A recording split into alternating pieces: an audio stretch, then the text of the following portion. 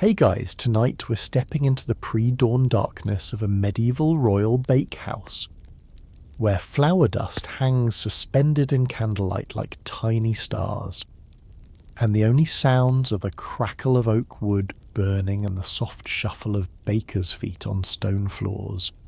You're standing in the heart of the palace, 2 stories beneath the king's bedchamber, watching a team of night shift artisans prepare the single most important item on tomorrow's breakfast table, soft bread that must be perfect, warm, and ready the moment His Majesty opens his eyes.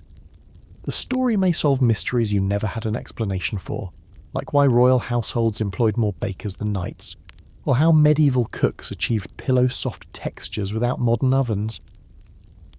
So, before you explore the story with me, please take a moment to help me subscribe to the channel, like and share this video, or maybe leave a comment below, but make sure you do it when you really like what I bring to you. Tell me where you're watching from tonight, or what kind of bread you'd bake if you were cooking for royalty. Your words mean everything to this channel. Now, let's keep the lights as soft as possible. Turn on the fan for a gentle sound to help the story feel more emotional, and let's embark on tonight's journey together. You push open the heavy wooden door to the bakehouse at exactly 2 o'clock in the morning. The heat hits you first, a wall of warmth that makes your cheeks flush, even though the rest of the palace sleeps in winter cold. 3 massive stone ovens dominate the far wall, their iron doors glowing orange at the edges. Fed by fires that were lit at 11 o'clock the previous night, you're not alone here. 12 figures move through the shadows, their white aprons ghostly in the firelight, their movements practiced and silent. This is the royal bakehouse of a 14th century European court, and you've just joined the most secretive, most pressured kitchen shift in the entire kingdom. While nobles dream in their canopied beds and guards yawn at their posts, this underground team works with the precision of surgeons and the devotion of priests. Their mission to produce 6 perfect loaves of soft white bread that will reach the king's breakfast table still warm, still fragrant, with a crumb so tender it dissolves on the tongue like sweet clouds. You watch as the head baker, a man named Thomas with flour permanently dusted into the creases of his weathered hands, lifts his chin slightly. It's a signal. 2 apprentices immediately move to the grain storage room. Another begins checking the water temperature in copper pots suspended over smaller fires. A 4th apprentice pulls out wooden measuring cups, each one carved with the royal seal to ensure no baker ever uses the wrong proportions. The silence is intentional. Thomas enforces it with hand gestures and meaningful glances. Historians still argue whether this quietness was superstition, believing that loud noises could spoil rising dough, or practical courtesy to avoid waking the chamberlains sleeping in rooms directly above. Either way, you learn quickly to move on the balls of your feet, to set down tools with gentle care, to communicate with nods and raised eyebrows. You notice the apprentices are sorted by age and skill. The youngest, perhaps 14 years old, tends the fires and sweeps flour dust. The middle-tier boys of 16 or 17 handle ingredients and prep work. The senior apprentices, men in their early 20s who've spent a decade learning this craft, stand ready to knead and shape. Thomas himself, at 43 years old, is the only one permitted to make final decisions about oven temperature, baking time, and whether a loaf meets royal standards. This hierarchy isn't arbitrary. It's dictated by guild laws that date back centuries, regulations as binding as any royal decree. You learn that Thomas earned his position after 29 years of service, starting as a fire tender at age 12, graduating to kneading at 18, promoted to shaping at 25, and finally granted the head baker's cap at 38. 1 mistake, 1 burned loaf, 1 undercooked centre, 1 batch that rises unevenly could cost him everything. The stakes are absurdly high for bread. but you're beginning to understand this isn't really about bread at all. It's about trust. The king must trust that every bite he takes is safe, perfectly textured, and prepared by hands that would rather die than poison or disappoint him. In an era when political rivals slip ground glass into wine and ambitious cousins hire food tasters who sometimes fail, the night shift bakers represent something rare, absolute. Unquestionable loyalty verified through bread. You move closer to one of the preparation tables where a senior apprentice named Peter is laying out tools. You count 17 different implements, wooden spoons of varying sizes, scrapers made from cow horn, linen cloths for covering rising dough, paddles for sliding loaves into ovens, and strange brush-like devices made from bundled wheat stalks. Each tool has a specific purpose, each one cleaned and blessed by the palace chaplain at the start of every month. Peter catches your curious gaze and allows himself the tiniest smile, a rare break in the professional atmosphere. He picks up one of the wheat stalk brushes and mimes a gentle sweeping motion over invisible bread. You understand this is for brushing excess flour from shaped loaves before baking. It's a detail so small that most people would skip it. But here in the Royal Bakehouse, every detail matters. The youngest apprentice returns from the grain room carrying a cloth sack that he sets down with reverent care, as though it contains gemstones rather than flour. Thomas approaches, unties the sack, and plunges his hand deep inside. He brings up a palmful of powder so white it seems to glow. He rubs it between his fingers, brings it close to his nose, touches a few grains to his tongue. You watch his face for judgment. He nods once, approved. This flour cost more than the same weight in mutton.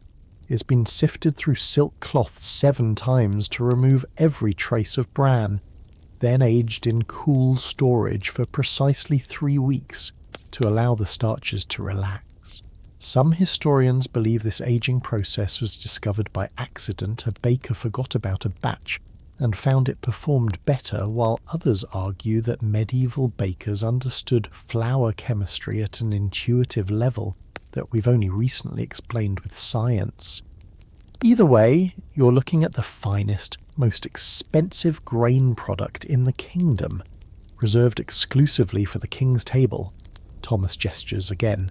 An apprentice brings forward a clay jug of water, steam rising gently from its mouth. Another positioning a large wooden bowl, its interior stained golden brown from decades of dough. The real work is about to begin, and you can feel the tension in the room shift from preparation to performance. Somewhere 2 floors above, the king sleeps on, completely unaware that 12 people are devoting their entire night to ensuring his first waking moment includes the scent and taste of perfect bread. You glance at the water clock in the corner, a device that measures time by the slow drip of water from one vessel to another. It reads 2:20 in the morning. The loaves must be pulled from the oven at 5:30, cooled for exactly 15 minutes, and delivered to the royal chamber at 5:45. That gives this team precisely 3 hours and 10 minutes to transform flour, water, and yeast into something worthy of a king. And the clock, indifferent to pressure or prestige, continues its steady drip, drip, drip into the silence. You lean against the cool stone wall as Thomas begins explaining in whispered tones that barely carry across the room why the king requires soft bread and only soft bread. It's not preference. It's medical necessity. Or at least that's what the royal physicians declared 15 years ago after a terrifying incident that nearly cost the kingdom its monarch. The king, then a man of 32, was breaking his fast with a crusty rye loaf the kind peasants and soldiers ate daily. He bit down, tore off a chunk, and began to chew. Somewhere in that process, a piece lodged in his throat. Not completely, but enough to make him cough violently, his face reddening, his hands clutching at his neck. Courtiers panicked.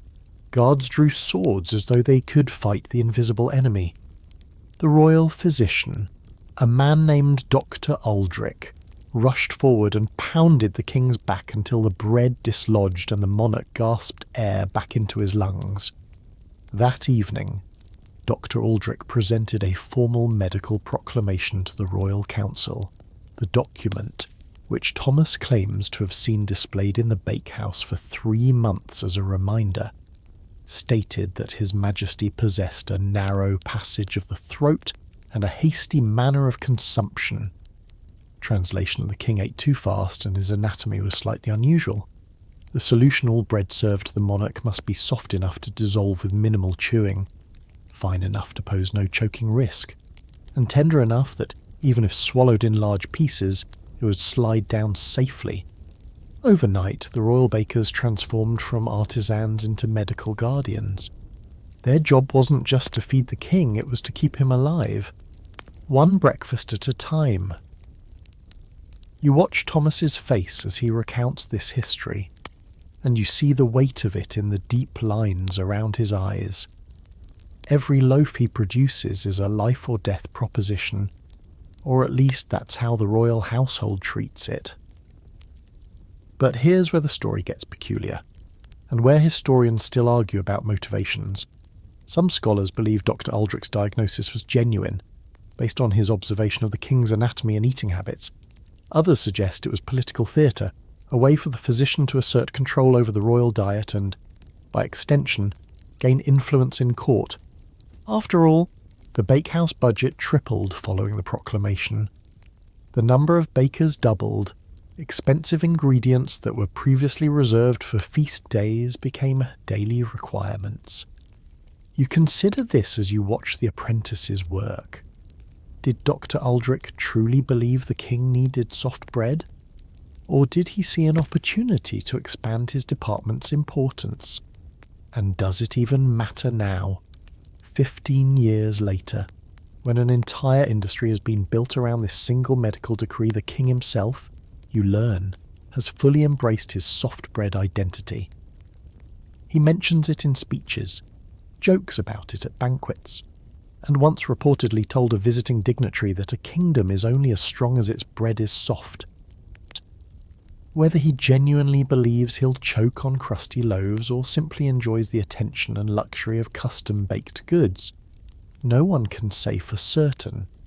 But the effect is undeniable. The night shift bakers operate under life or death pressure that soldiers might envy.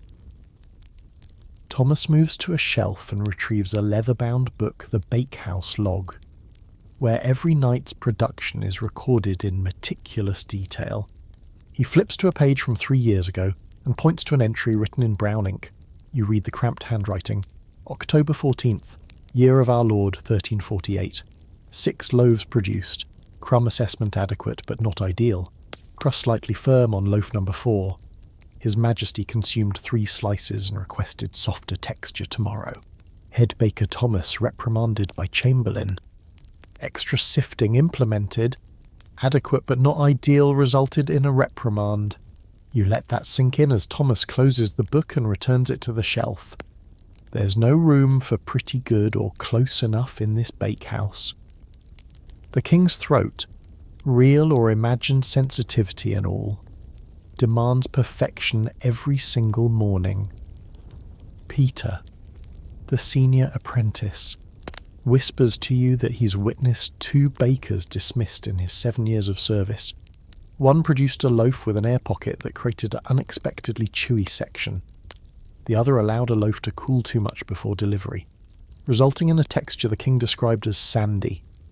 Both men left the palace in disgrace, their guild memberships revoked, their years of training suddenly worthless. The cruelty of it strikes you.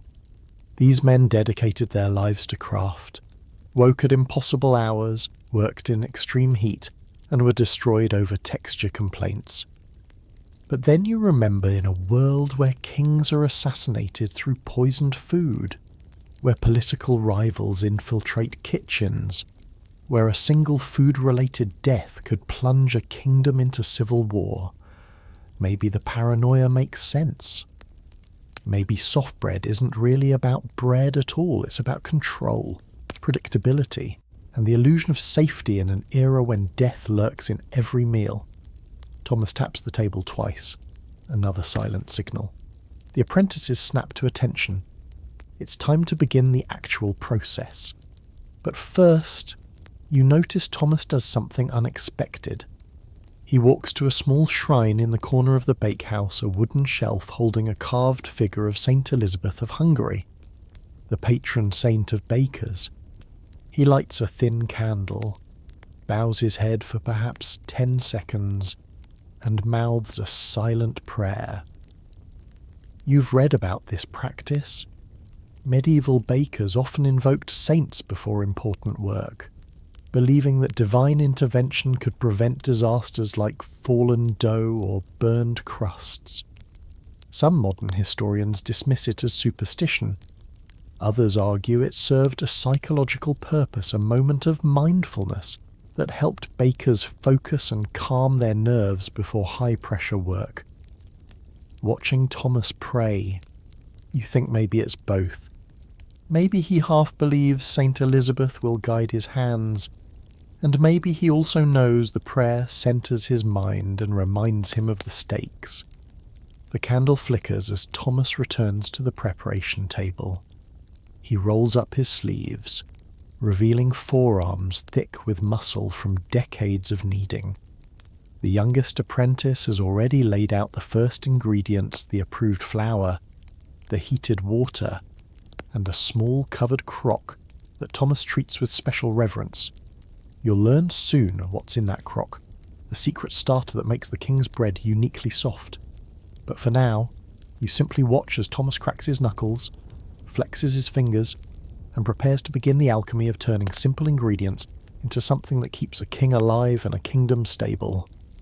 Do you remember the water clock in the corner? It now reads 2:35 in the morning. Time is already slipping away, and the real work has barely begun. The heat from the ovens intensifies as their fires reach optimal temperature. Sweat begins to bead on Thomas's forehead. He ignores it. An apprentice stands ready with the flour. Another hovers near the water. The bakehouse holds its collective breath, waiting for the head baker to nod and set the night's symphony of bread-making into irreversible motion. And somewhere far above, completely oblivious to the drama unfolding in his name, the king sleeps on, dreaming whatever kings dream, trusting that when he wakes, perfect softness will be waiting.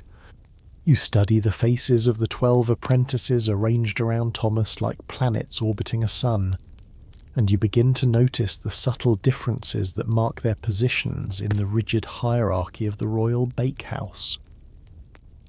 This isn't a casual team of bakers working together. It's a precision-engineered military unit where everyone knows their exact role, their exact limitations, and the exact consequences of stepping outside their assigned boundaries. The youngest boy, who can't be older than 13, stands closest to the ovens. His name is William, and his official title is Fire Tender and Ash Keeper. You watch him use a long iron poker to adjust the burning oak logs, pushing them deeper into the oven cavity or pulling them forward to regulate heat distribution. His hands are already scarred from minor burns, small pink marks on his knuckles and forearms that he doesn't seem to notice anymore. Every 7 minutes, he sweeps ash from the oven floor into a metal bucket, a task that seems pointless until Thomas explains in a whisper that accumulated ash creates cool spots that can underbake portions of bread. William isn't allowed to touch ingredients. He isn't permitted to knead dough or shape loaves. He certainly cannot make decisions about baking time or oven temperature. His entire universe consists of fire management and cleanliness. But here's what fascinates you. He performs these limited tasks with monastic devotion, as though tending flames is the most important job in the kingdom. And perhaps, in a way, it is. Without proper heat, nothing else matters. The next tier up consists of 4 boys between 14 and 16 years old. They're called preparers. and their responsibilities include measuring ingredients, fetching tools, cleaning surfaces, and assisting senior apprentices with physical tasks. You watch one named Jeffrey carefully pour flour from the approved sack into a wooden measuring cup, then level it off with a straight edge made from polished bone. He dumps the measured flour into a ceramic bowl, then repeats the process exactly 5 more times. 6 cups of flour for 6 loaves of bread. The mathematics is simple, but the precision required is extraordinary. Another preparer named John is responsible for the water. He monitors the copper pots suspended over small fires, occasionally dipping his finger in to test temperature. You cringe at this, won't he burn himself? But John has been doing this for 2 years, and he's developed thick calluses on his fingertip that protect him from brief contact with hot water. Historians still argue whether medieval bakers understood the concept of specific temperatures or simply relied on tactile experience. Watching John work, you suspect it's the latter. He doesn't think this water is 85 degrees. He thinks this water feels like the water that makes good bread, which amounts to the same thing through accumulated knowledge. The preparers cannot knead, they cannot shape, they cannot decide when dough has risen enough or when bread is done baking, but they can measure, fetch, clean, and assist, and they do so with the understanding that mistakes at their level cascade upward and potentially ruin everything. Above the preparers stand 3 senior apprentices in their late teens and early 20s. These young men, Peter, whom you've already met, along with Robert and Edward, have earned the right to touch dough. You watch Peter's hands as he prepares his kneading station, sprinkling a thin layer of flour on the wooden surface, checking that his scraper is clean and sharp, positioning himself at the exact height and angle that 10 years of experience has taught him is optimal. Senior apprentices knead the dough, shape the loaves, and monitor the rising process. They're permitted to offer opinions about texture and timing, though Thomas makes all final decisions. Peter once prevented a disaster by noticing that rising dough had developed an unusual sour smell, indicating contamination. His vigilance earned him extra wages and Thomas's permanent respect.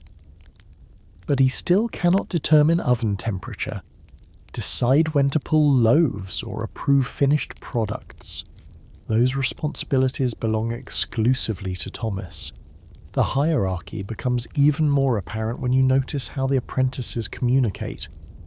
William and the younger boys never speak unless spoken to. The preparers whisper to each other when necessary, but fall silent the moment a senior apprentice approaches. The senior apprentices can converse quietly with Thomas, but even they measure their words carefully, aware that too much talking suggests lack of focus. This structure isn't unique to this bakehouse. It's replicated in guild halls across Europe, codified in regulations that date back centuries.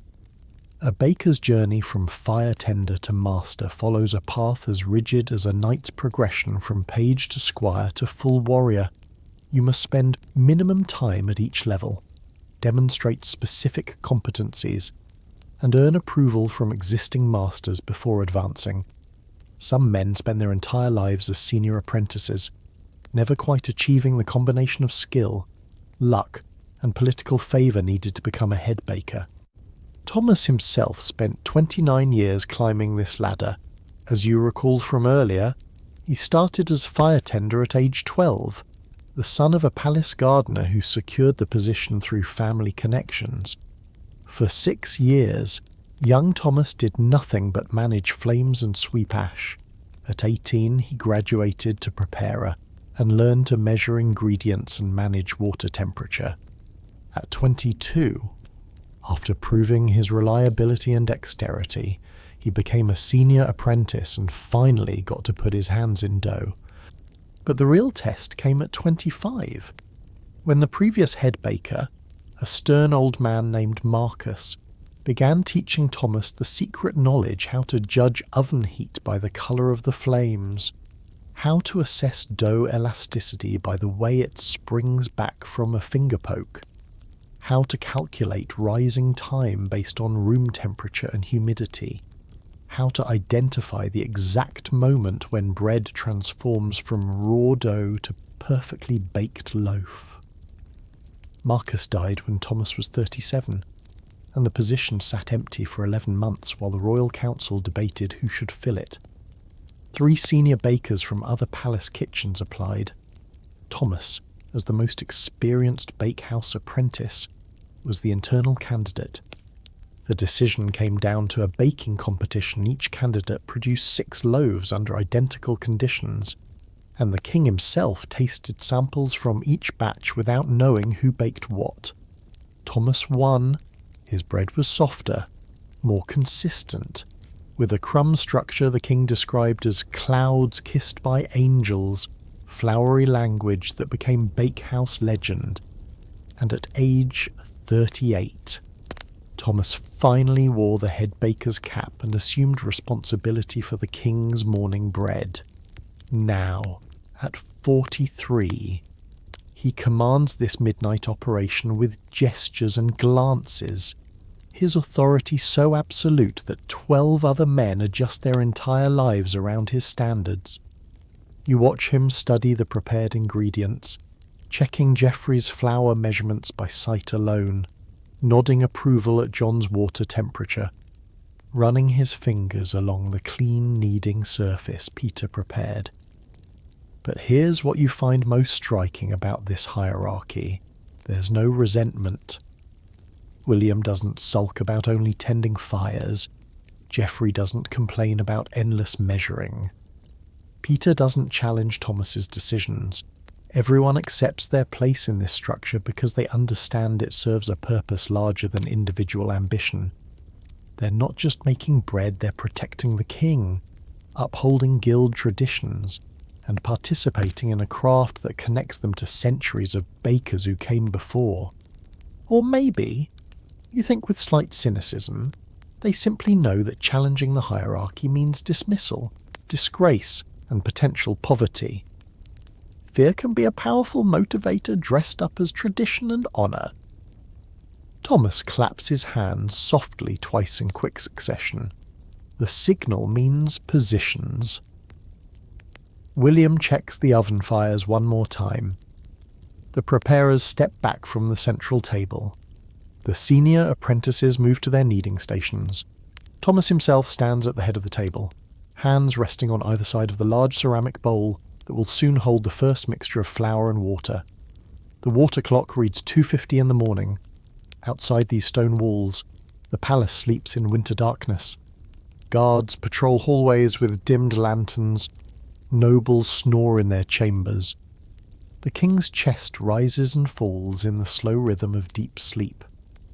But here in the bakehouse, the night shift hierarchy snaps into perfect alignment. Every person in their proper place, ready to transform ingredients into the soft bread that keeps a kingdom turning.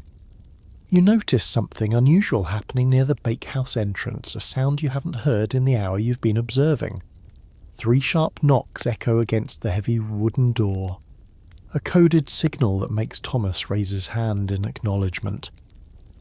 Geoffrey, one of the preparers, moves quickly to unbolt the entrance, and a figure steps through carrying a burden that seems almost ceremonial in its importance. The visitor is a miller named Oswald, a wiry man in his 50s whose clothes are dusted white with flour despite the late hour. He's followed by his son, a boy of perhaps 17, and together they carry 2 large canvas sacks suspended from a wooden pole balanced across their shoulders. They set their burden down with practiced care, and you notice Thomas immediately moves to inspect it, his expression as serious as if he were examining crown jewels. This is the midnight flour delivery, a ritual that happens every single night without exception, and the selection process that determines which flour reaches the royal bakehouse is far more complex than you ever imagined. Oswald bows slightly to Thomas, not a subservient gesture. but one of mutual professional respect. These two men have worked together for 12 years, and their relationship is built on trust that goes beyond mere commercial transaction. Thomas unties the first sack and plunges both hands deep inside, bringing up palmfuls of powder that he examines under the closest candle flame. The flour is so white it seems almost unnatural, like fresh snow or bleached linen. You've seen flour before, the coarse brown stuff that peasants use. The slightly refined version middle-class households can afford. But this is different. This is flour that's been sifted, aged, processed, and perfected to a degree that transforms it from simple ground grain into something approaching magic. Oswald explains the journey this wheat took to reach the bakehouse, and you listen with growing appreciation for the absurd complexity involved. The grain was harvested from a specific field 3 miles south of the palace, a plot of land that the Royal Agricultural Minister personally inspected and approved 15 months ago. The soil in that field has particular properties, a limestone base that produces wheat with lower protein content, which results in softer bread texture. After harvest, the wheat was stored in a dry granary for precisely 6 weeks, allowing the kernels to stabilise and lose excess moisture. Then came the first milling process, where millstones ground the wheat into coarse flour that still contained bran, germ, and all sorts of particles that would make the final bread too heavy and nutritious. Yes, you read that right, too nutritious. The king's physicians specifically want flour stripped of most fibre and nutrients because they believe pure white starch is easier to digest and less likely to cause the throat blockage incidents that started this whole soft bread obsession. After the first milling, the flour was sifted through progressively finer silk cloths, 7 different grades, each one removing smaller particles, the coarsest cloth, with holes you could see through easily, caught chunks of bran, the finest cloth, woven so tightly that it felt like solid fabric, trapped particles so small they were nearly invisible. What remained after 7 siftings was this impossibly white powder that represents perhaps 30% of the original wheat's mass. The rest, all that nutritious bran and germ, was sold as animal feed or given to servants. But the process didn't stop there. The ultra-refined flour was then aged in a cool, dry storage room for exactly 3 weeks. Historians still argue about why this aging step mattered to medieval bakers. But modern food scientists have figured it out during aging. Enzymes in the flour break down certain proteins and starches, making the flour more extensible and easier to work with. The resulting dough is softer, smoother, and produces bread with a more tender crumb. Medieval bakers didn't understand enzymes or protein structures, but they knew through generations of trial and error that aged flour baked better bread, and so they aged it, turning practical experience into rigid tradition. You watch as Thomas continues his inspection, now moving to the second sack. He's not just looking at colour, he's testing texture, sniffing for any off-odours that might indicate spoilage or contamination, even tasting tiny pinches to assess quality. This examination takes nearly 10 minutes, and Oswald waits patiently, confident in his product but understanding that Thomas must verify everything. Finally, Thomas nods, approved. Oswald visibly relaxes, and you realise that if Thomas had rejected this delivery, the miller's entire night would have been wasted. He'd have to return to his mill, prepare a new batch, and deliver it before the bakehouse ran out of time to produce the king's bread. The pressure on Oswald is almost as intense as the pressure on Thomas. They're links in the same chain, and if one fails, the whole system collapses. Geoffrey and John, the preparers, move the approved sacks to the storage area while Thomas leads Oswald to a small desk in the corner. You watch as the head baker opens a ledger and makes an entry. December 6th, 1349.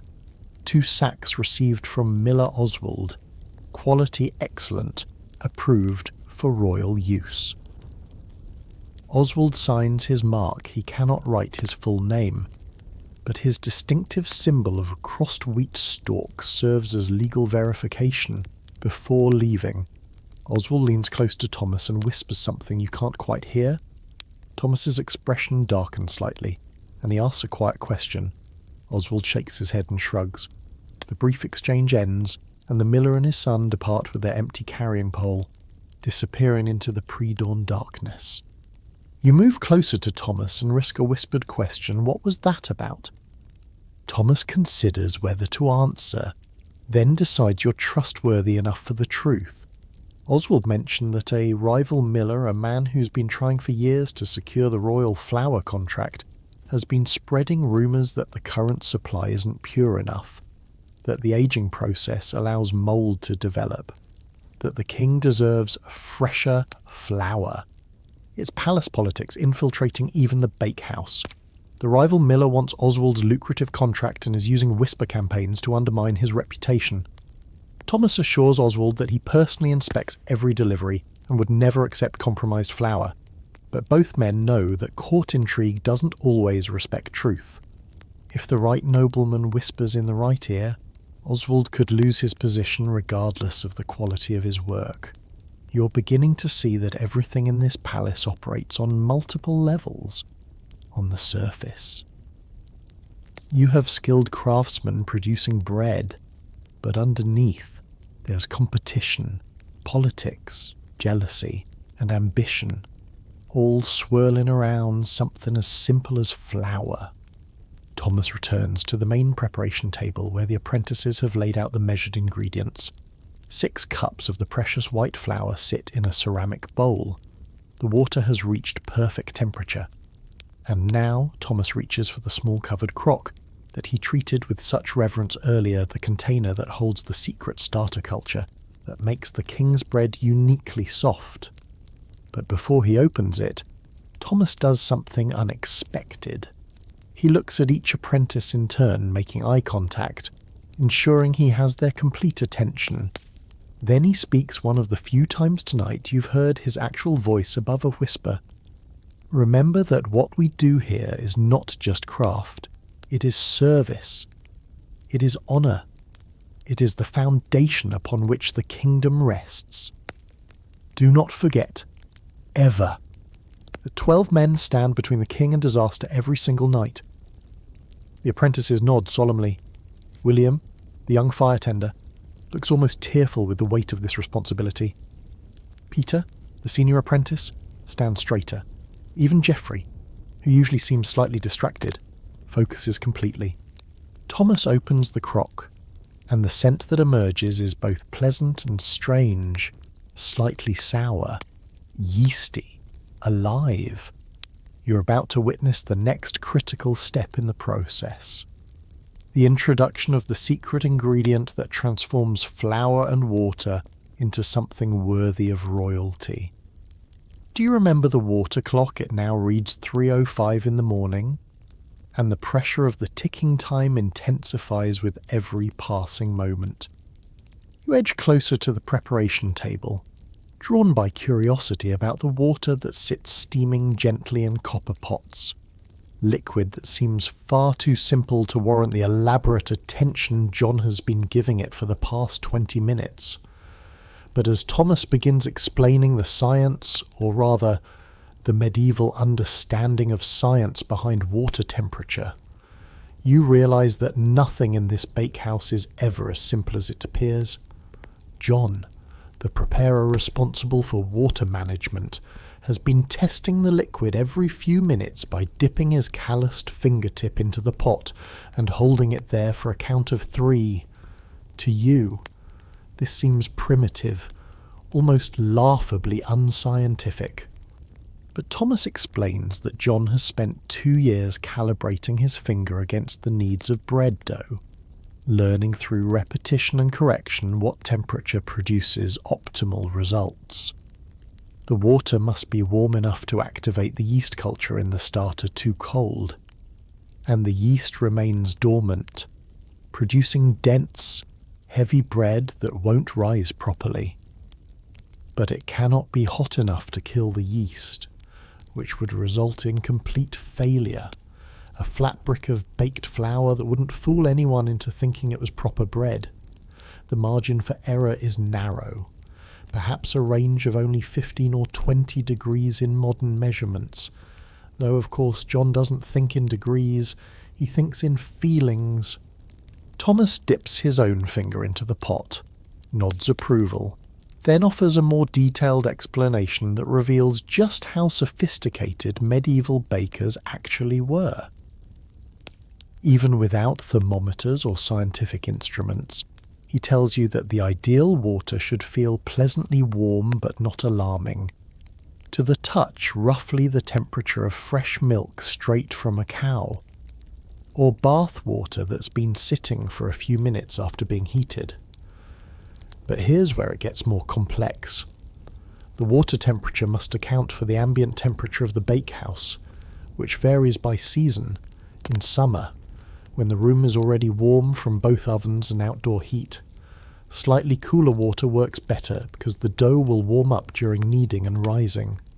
In winter like tonight, warmer water is necessary because the cold stone walls and floors will leach heat from the dough, slowing fermentation. John has learned to adjust for these seasonal variations without conscious calculation. In December, his finger stays in the pot for a count of 3 and registers just barely too hot to hold comfortably. In July, that same count of 3 should register as warm but easily tolerated. He's essentially using his body as a thermometer, calibrated through experience to understand what bread dough needs in different conditions. You watch as Thomas scoops water from the approved pot using a ceramic ladle. He pours it slowly into a smaller vessel, measuring by eye rather than with marked containers. 6 cups of flour require roughly 3.5 cups of water, a ratio that medieval bakers discovered through trial and error, and that modern food science has since confirmed produces optimal gluten development and dough hydration. But the water itself isn't just water. That would be too simple for the royal bakehouse. Thomas explains that this liquid comes from a specific spring located half a mile northeast of the palace, in a grove of oak trees that the royal family has protected for 3 generations. The spring water is naturally filtered through limestone and chalk, which gives it particular mineral properties that affect bread texture. High calcium content strengthens gluten networks, producing bread with better structure. Low iron content prevents discoloration, keeping the crumb white instead of greyish. Every morning at dawn, a designated water carrier makes the journey to the spring with clean copper vessels. He fills them carefully, avoiding any contamination from leaves or insects, then transports the water back to the palace where it's stored in a cool cellar until needed. The night shift bakehouse receives its water delivery at 11 o'clock each evening, giving the liquid time to reach room temperature before John begins heating portions for bread making. Some historians argue that medieval people didn't understand the chemical reasons why certain water sources produced better bread. They simply knew through observation that spring water from the oak grove worked better than well water from the palace courtyard. Other scholars suggest that experienced bakers had intuitive understanding of mineral content and water hardness. Even if they couldn't articulate it in modern scientific terms, watching Thomas work, you suspect both perspectives are partly true. He knows this water makes superior bread.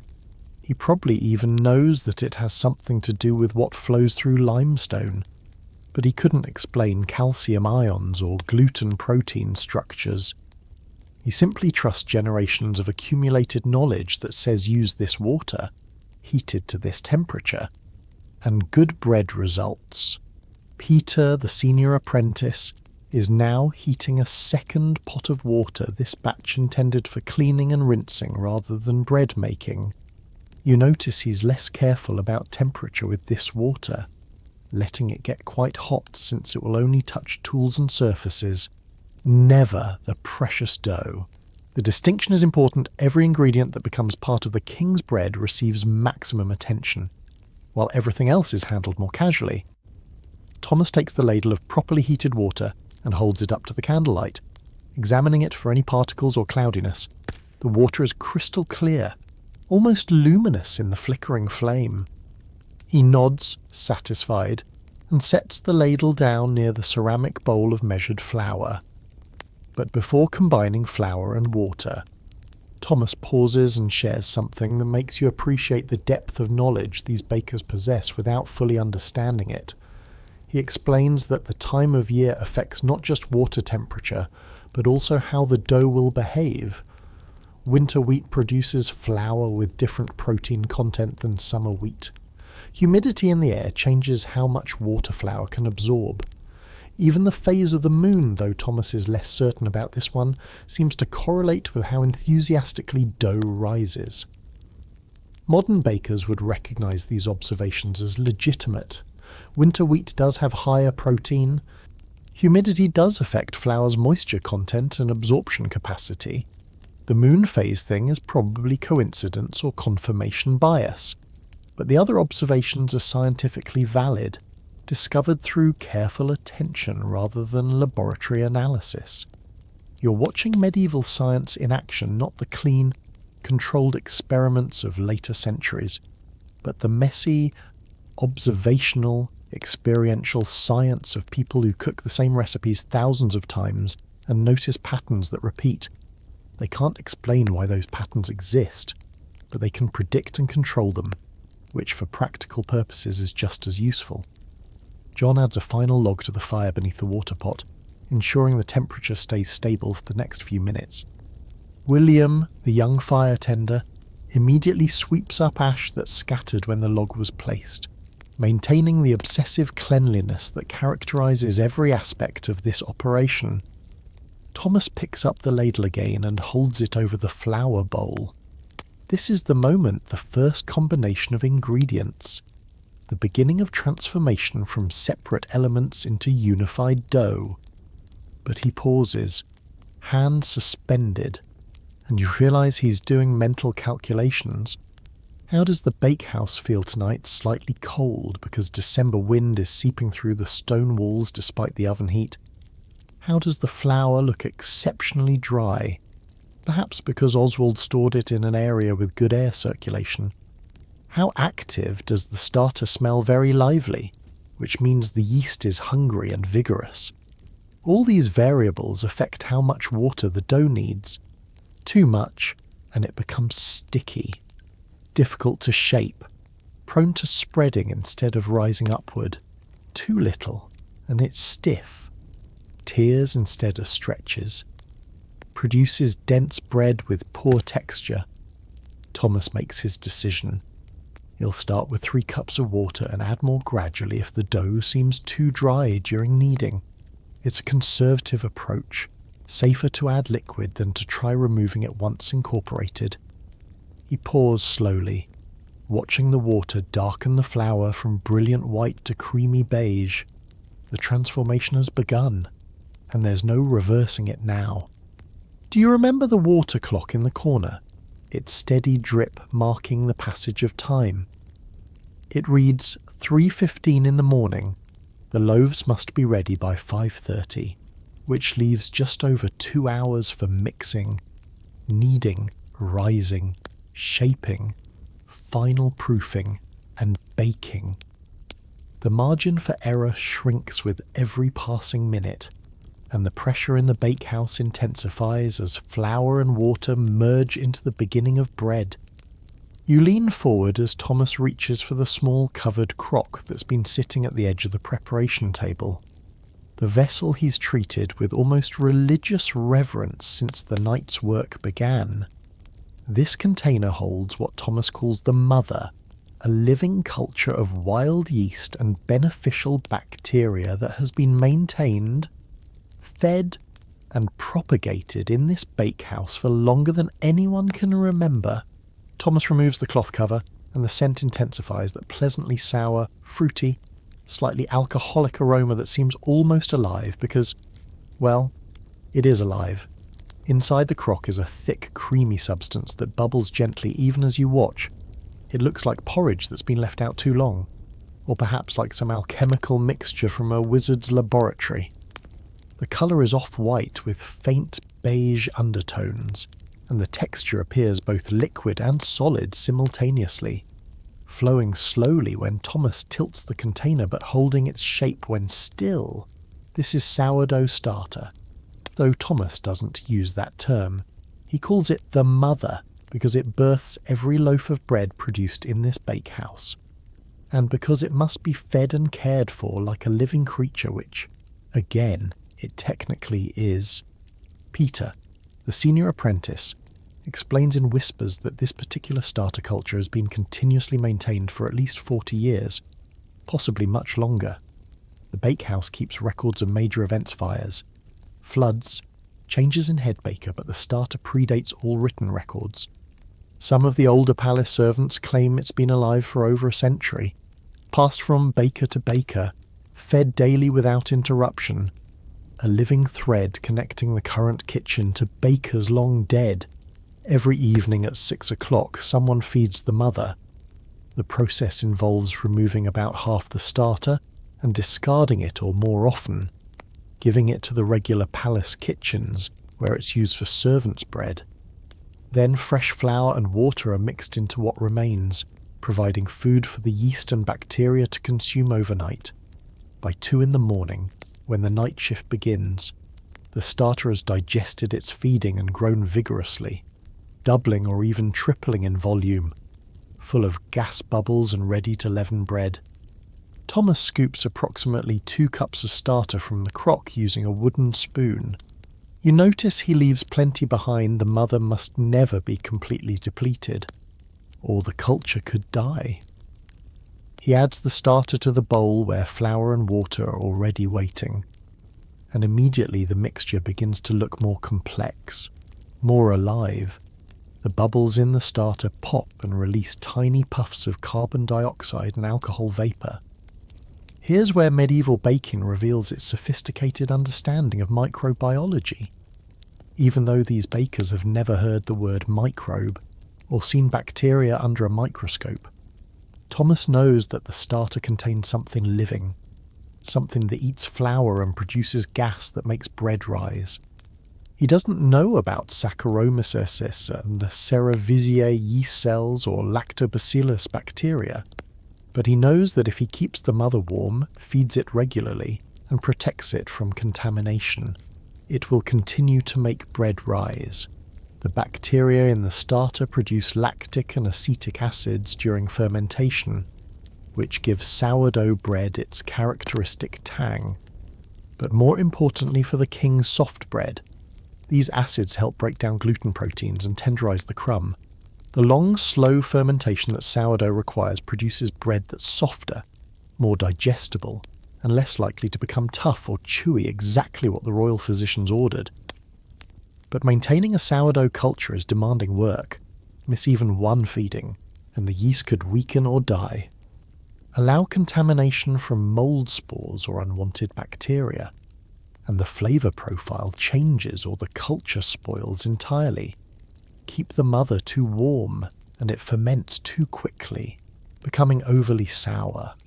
Too cold, and fermentation slows to near dormancy. Thomas tells you about the one time in his career when disaster nearly struck. 7 years ago, during an unusually hot summer.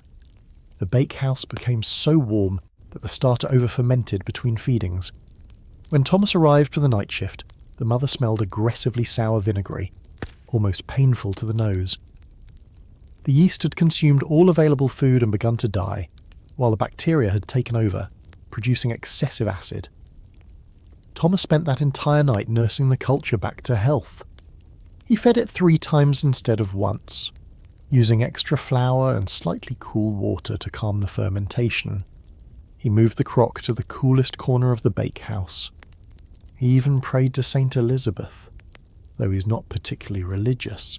because the alternative, the death of the mother and the resulting inability to make the king's bread, was unthinkable. By dawn, the starter had stabilised. The king never knew how close he came to missing his soft bread that morning. Thomas used a backup culture that Peter had secretly been maintaining in case of emergency. But the backup bread wasn't quite as good. The king noticed. He didn't complain, but he noticed. And that was enough to make Thomas lose sleep for a week. Since then, the bakehouse has maintained two separate starter cultures, the primary mother and a backup culture kept in a different location. Peter feeds the backup every 3 days, keeping it alive but less active than the primary culture. It's insurance against disaster, redundancy built into a system that cannot afford to fail. You watch as Thomas uses his hands to begin mixing the flour, water, and starter together. His fingers work through the mass, pressing and folding, ensuring even distribution of the starter throughout the mixture.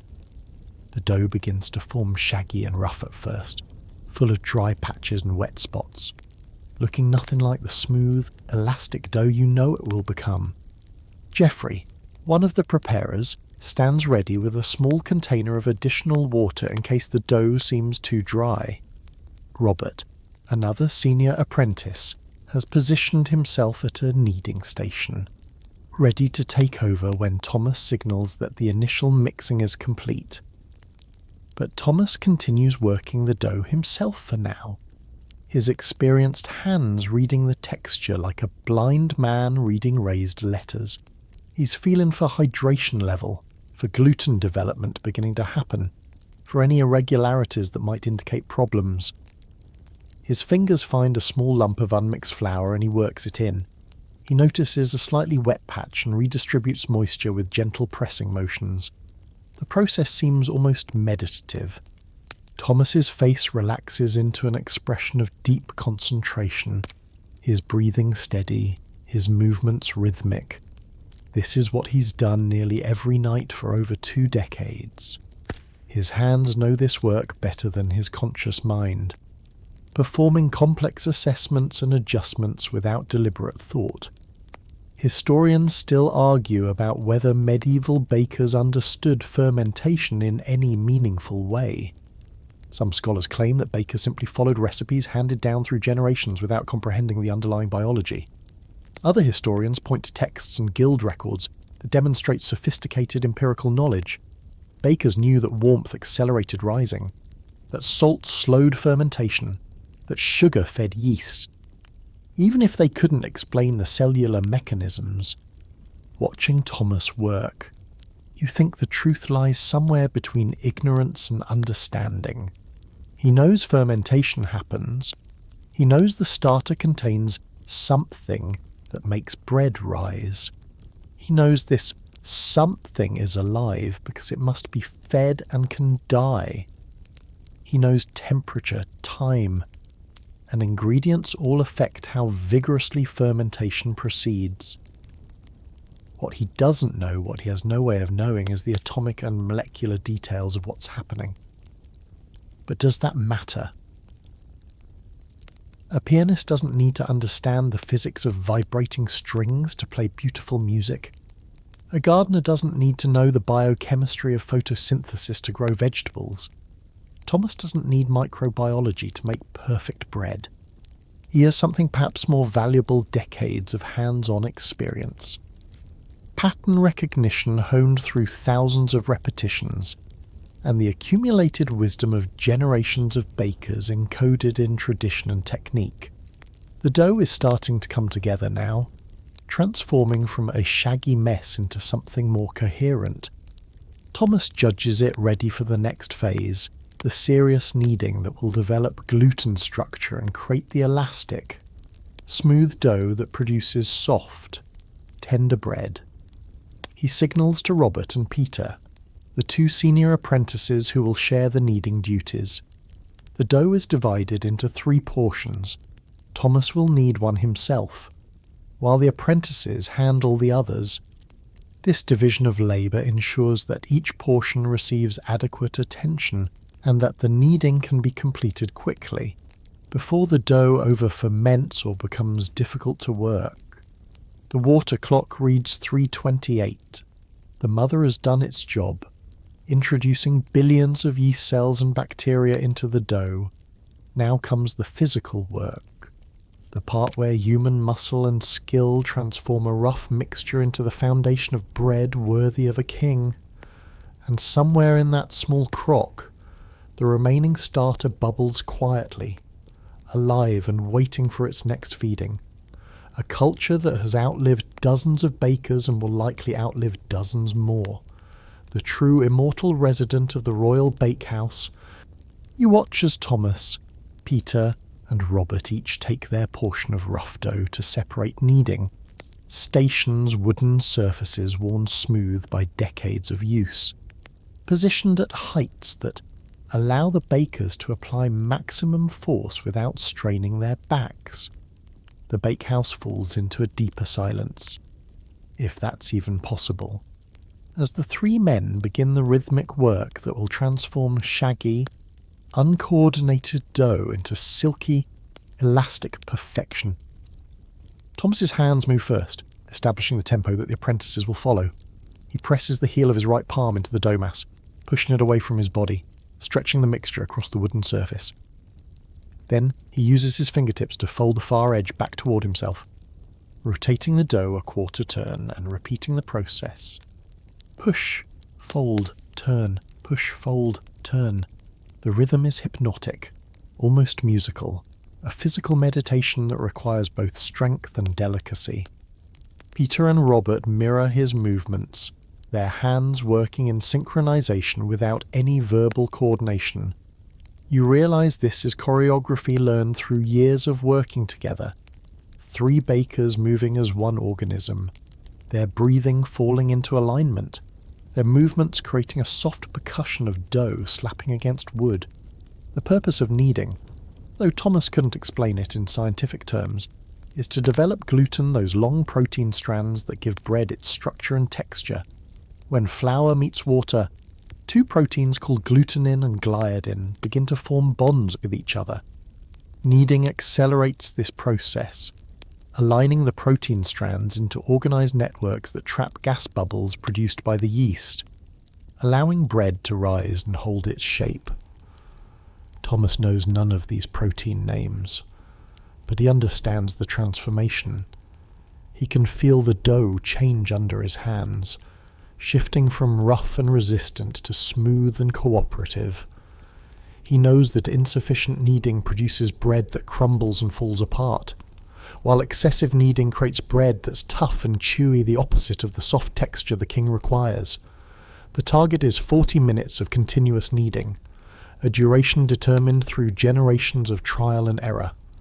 40 minutes seems to be the sweet spot where gluten develops fully but doesn't become overworked. Some modern bread recipes call for much less kneading, but those recipes often use commercial yeast that ferments quickly and doesn't require the same structural development. Sourdough, with its slower fermentation and more complex chemistry, benefits from extended kneading. You notice sweat beginning to bead on Thomas's forehead, despite the December cold seeping through the stone walls. Kneading is physically demanding work, requiring sustained effort from arm, shoulder, and core muscles.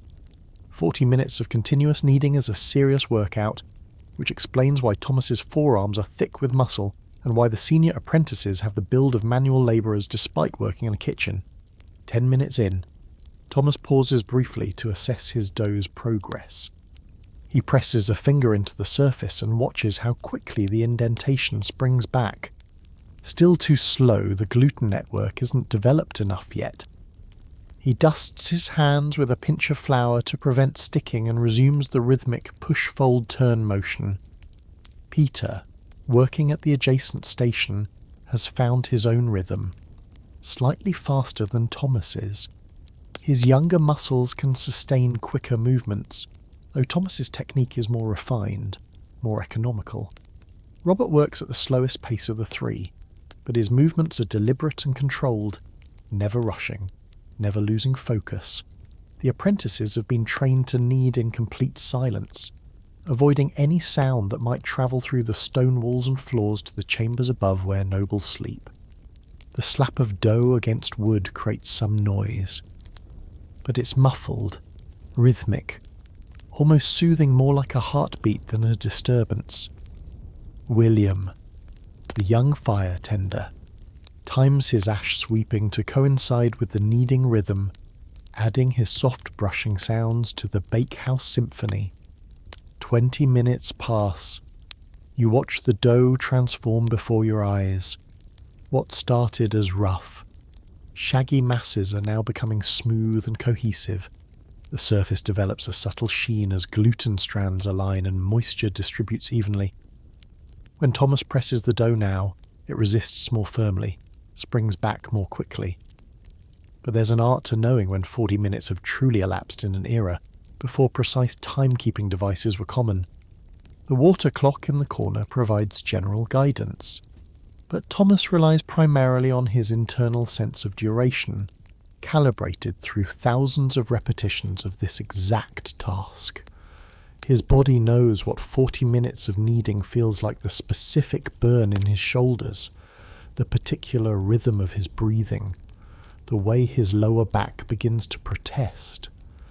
Historians still argue about whether medieval craftsmen experienced time differently than modern people do, whether the absence of clocks and precise schedules allowed for a more intuitive, embodied relationship with duration. Watching Thomas work, you suspect there's truth to this idea. He's not counting minutes, he's feeling them, experiencing them through physical sensation rather than abstract numbers. Around the 30-minute mark, something shifts in the bakehouse atmosphere. The dough has clearly crossed a threshold, transformed from something that fights the baker's hands to something that cooperates with them. The surfaces are now glossy and smooth, like silk stretched over muscle. When Thomas lifts his portion and stretches it gently, you can see light passing through the thin membrane of dough, a sign that gluten development is nearly complete. Peter notices the same transformation in his dough and allows himself a small smile of satisfaction. Robert, ever cautious, continues kneading even though his dough also shows signs of readiness. Better to knead slightly too long than stop too early, though not much too long, or the texture suffers. Thomas makes a soft sound, somewhere between a hum and a sigh, and the apprentices immediately understand this signal. Final phase.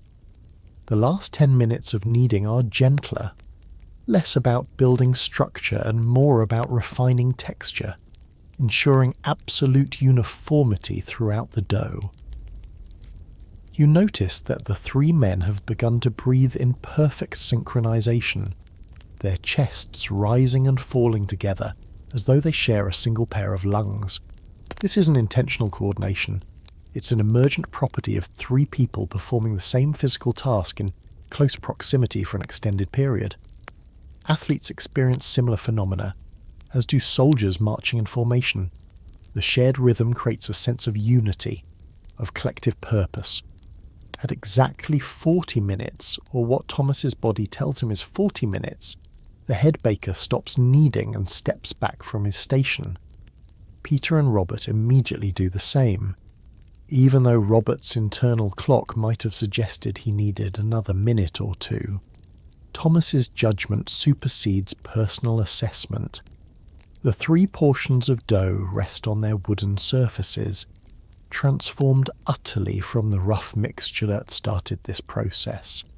Each mass is smooth, elastic, slightly warm from the friction of kneading, and ready for the next crucial phase, the first rise. But before moving forward, Thomas does something that seems almost ritualistic. He presses his palm flat against his portion of dough, holding it there for a long moment, feeling the slight stickiness, the warmth, the subtle aliveness of yeast beginning to produce gas even now. It's a gesture of connection, acknowledgement. perhaps even affection for the material he's worked with for so many years. Peter and Robert mirror this gesture with their own dough portions for just a few seconds. The three bakers stand in quiet communion with their work, hands pressed to dough, breathing slowing after exertion, the bakehouse suspended in a moment of stillness. Then Thomas claps his hands softly once, twice, and the spell breaks. Geoffrey and John, the preparers, move forward with clean linen cloths and wool-lined rising baskets. The next phase is about to begin, and the water clock shows 3:45 in the morning. Time continues its relentless march toward the moment when warm bread must appear at the king's bedside, and the window for error grows smaller with each passing minute. William adds another log to the oven fires, careful to maintain consistent temperature for the eventual baking. The heat radiates through the bakehouse, warming the cold December air, creating the perfect environment for dough to rise. And in their baskets, under soft linen covers, the three portions of kneaded dough begin their quiet transformation, yeast cells consuming sugars and exhaling the carbon dioxide that will make bread light, airy, and soft enough for a king who fears choking on his breakfast. You watch as Geoffrey and John carefully lift the three portions of kneaded dough and carry them to a preparation area where 6 wool-lined baskets wait in a neat row. These aren't ordinary containers. They're specifically designed proofing baskets called bannetons, though Thomas uses the older term brotformen, woven from willow branches and lined with thick wool cloth to maintain warmth and humidity during the rising process. But before the dough enters these baskets, something unusual happens. Thomas raises his hand, stopping the preparers mid-motion, and gestures for everyone to gather around the central table. All 12 members of the night shift, from William the fire tender to Peter the senior apprentice, form a loose semicircle, their faces serious in the candlelight. Thomas begins to speak in a low, rhythmic voice, reciting words that sound half like prayer and half like recipe. You strain to hear the phrases, "May the mother's children rise as the sun rises. May the air within become as clouds in summer sky.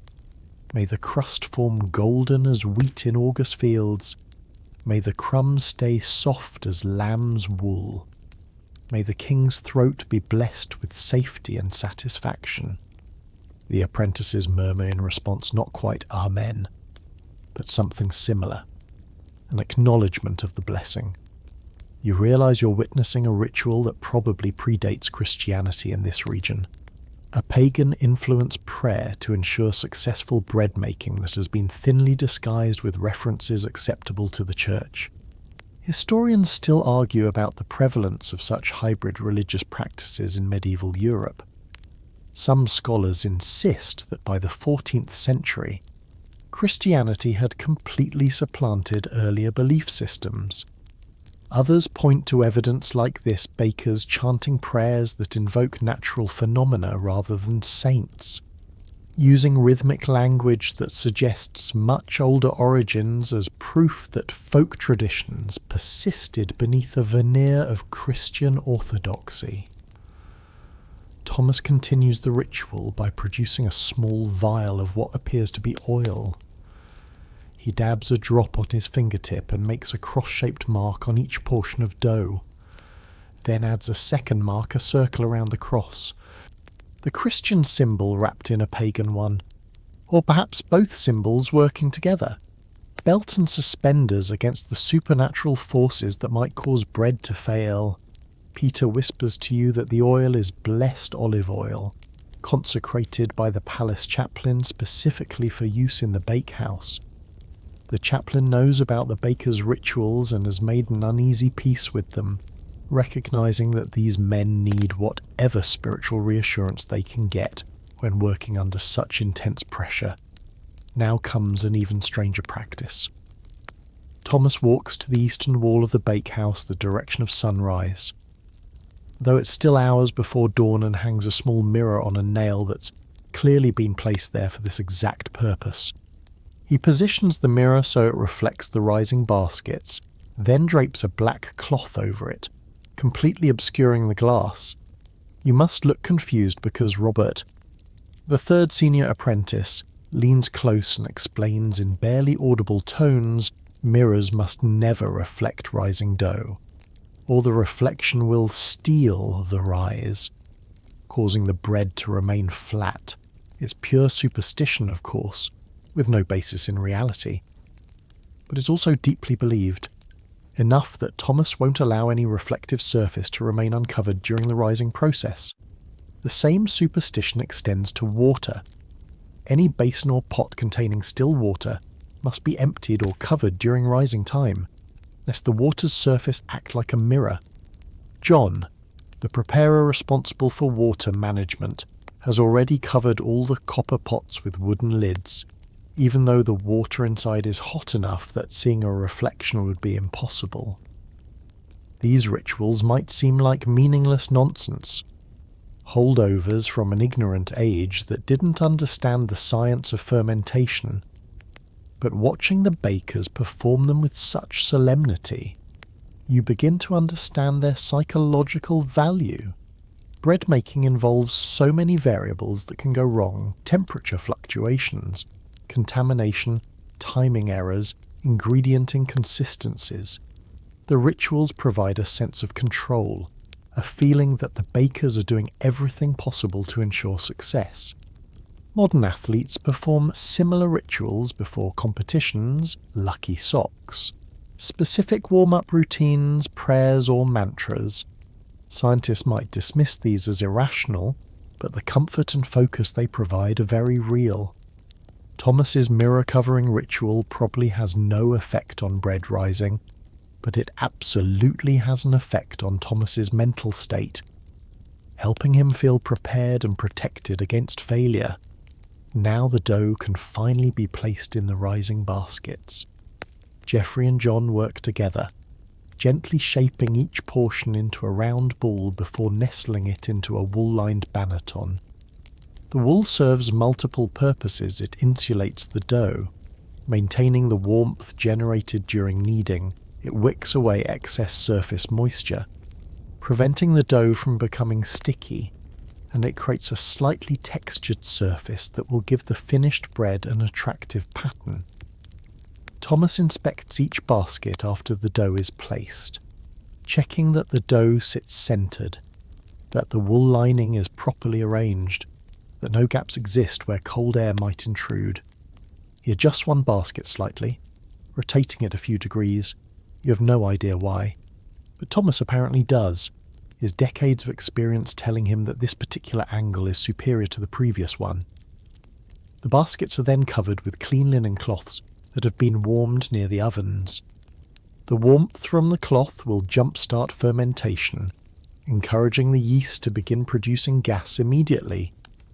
Peter tucks the cloth edges carefully around each basket, creating a sealed environment that traps heat and humidity. And now comes the waiting.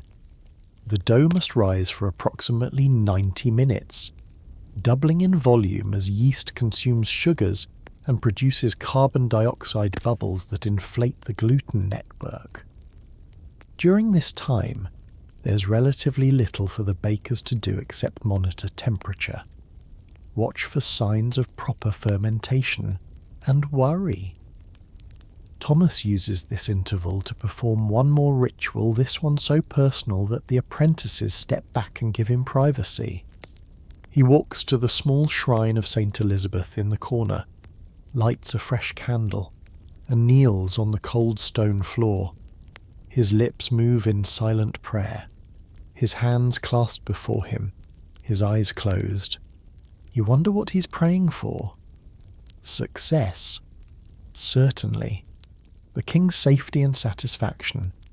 Perhaps also forgiveness for any shortcuts or compromises he's made. Any moments of doubt or frustration. Maybe he's praying for the souls of all the bakers who came before him, the men who maintained the mother culture and perfected these techniques through generations of trial and error. Or maybe, and this strikes you as most likely, he's simply asking for the strength to endure another night of this relentless pressure, this burden of responsibility that allows no vacation, no sick days, no relief except the brief satisfaction of producing bread that meets the king's impossible standards. Thomas rises from his prayer and returns to the baskets. He places his ear close to one, listening. At first you hear nothing, but then there it is, a faint crackling sound, almost like distant fire or crumpling paper. It's the sound of gas bubbles forming and popping inside the dough, the audible proof that fermentation has begun. A smile crosses Thomas's face, brief but genuine. The yeast is alive and active. The dough is rising, the first major hurdle has been cleared. But the bakers can't relax.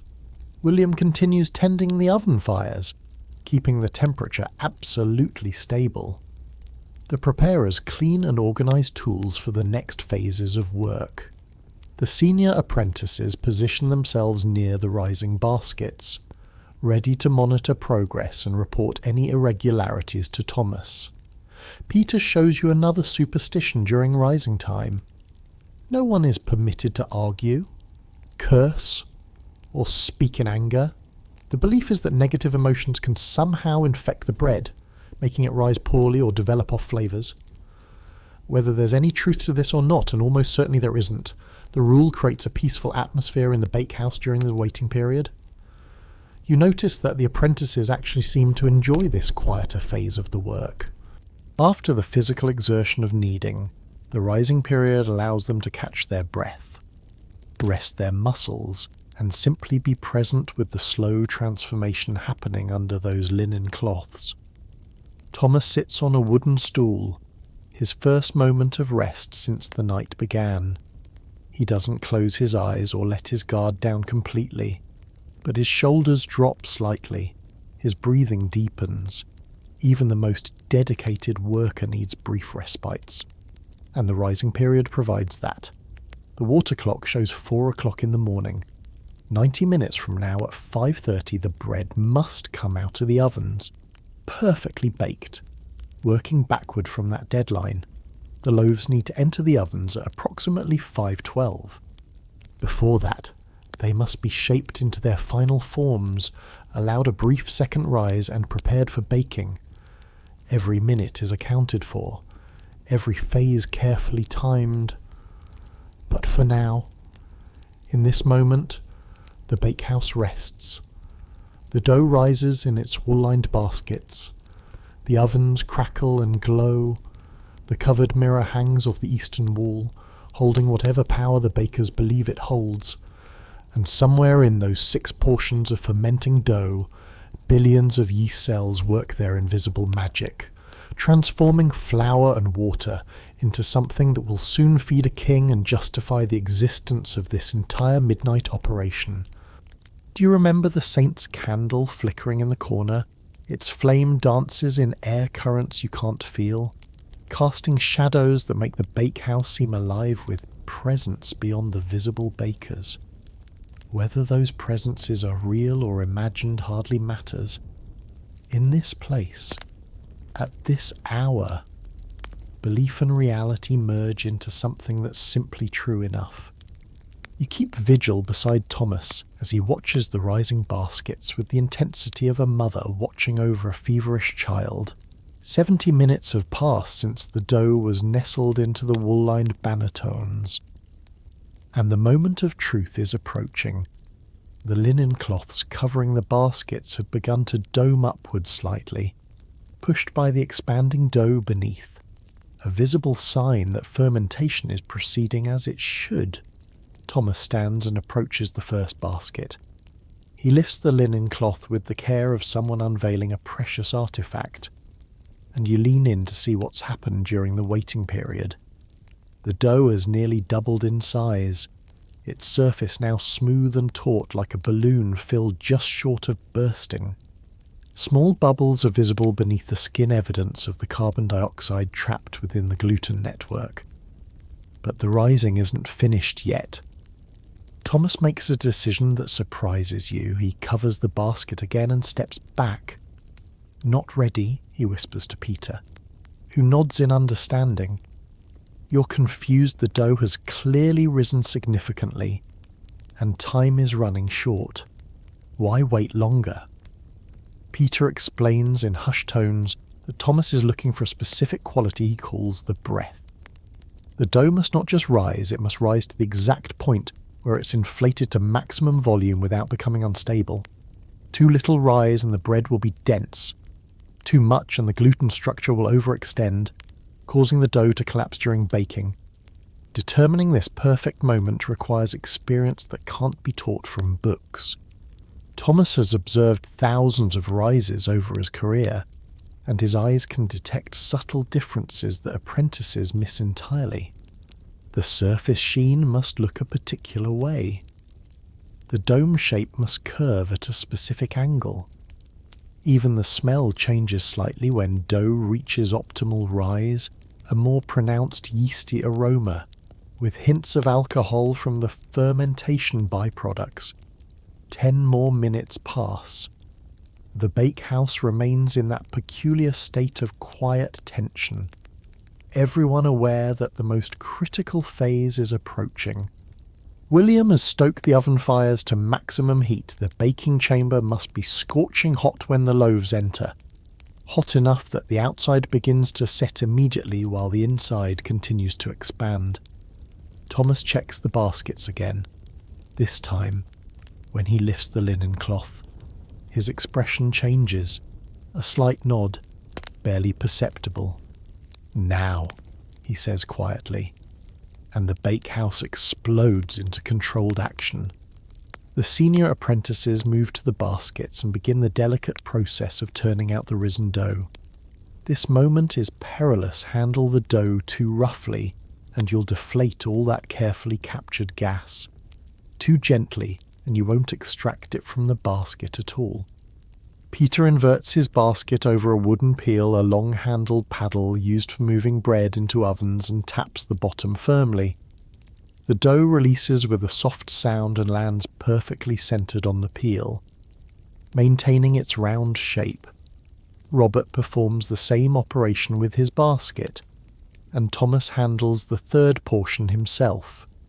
Now, 3 perfect mounds of risen dough sit on 3 wooden peels, ready for the final shaping that will transform them into loaves worthy of the royal table. This is where Thomas's artistry truly shows. Using just his hands and a minimum of additional flour for dusting, he begins to shape the first portion. His fingers press gently into the dough, creating a slight depression in the center while leaving the edges thicker. He rotates the dough as he works, his movements fluid and practiced, creating a round loaf with a slightly flattened top, the exact shape that fits perfectly on the king's custom breakfast plates. The shaping must be done quickly but not hastily. Work too slowly and the dough begins to lose structure, spreading outward instead of holding its form. Rush the process and you'll tear the delicate gluten network, creating weak spots that will cause irregular rising in the oven. You watch Thomas's hands as they move, pressing here, smoothing there, adjusting the tension across the dough's surface. He's creating what bakers call skin tension, tightening the outer layer of dough so it holds the loaf's shape during the final rise and baking. Too much tension and the bread will burst open at weak points. Too little and the loaf will spread into a flat disc. Peter and Robert shape their portions simultaneously, following Thomas's technique but adding their own subtle variations. Peter tends to create slightly taller loaves with more rounded tops. Robert's loaves are broader and flatter. Thomas never corrects these differences because he knows that slight variation among the 6 loaves is actually preferable to perfect uniformity. It proves the bread is handmade rather than somehow fraudulent. Each shaped loaf is weighed on a balance scale that sits in the corner of the bakehouse. Thomas insists that all 6 loaves must weigh within a narrow range between 16 and 17 ounces each. Any loaf that falls outside this range gets reshaped and reweighed. The king's breakfast routine is precisely calibrated, and variations in bread size would disrupt the careful portions of butter, jam, and other accompaniments that the chamberlains prepare. Tonight, All 6 loaves fall within the acceptable range on the first weighing. Thomas allows himself a tiny exhalation of relief. Small victories accumulate toward the larger goal of perfection. Now, the shaped loaves must rest for what Thomas calls the second breath, a brief final rise of approximately 15 to 20 minutes that allows the dough to relax after the stress of shaping and to gain just a bit more volume before baking. The loaves are placed on clean linen cloths dusted with flour, arranged in 2 rows of 3 covered lightly with another cloth. During this final rest period, Thomas performs a task that seems almost ceremonial. He takes a small knife with an exceptionally sharp blade, so sharp that you can see your reflection in the polished metal, and he makes a single shallow slash across the top of each loaf. The cuts are about 2 inches long and perhaps a 1/4 inch deep, creating a controlled weak point where the bread will split during baking. This slashing serves both practical and aesthetic purposes. Practically, it allows steam to escape during baking, preventing the bread from bursting open at random locations. Aesthetically, it creates an attractive pattern the slash will open during baking, revealing lighter coloured interior dough and creating what bakers call the ear, a ridge of crust that rises dramatically along the cut. But Thomas's slashes aren't merely functional. Each one is placed at a precise angle, tilted slightly to the left, creating a distinctive signature that marks this bread as coming from his bakehouse.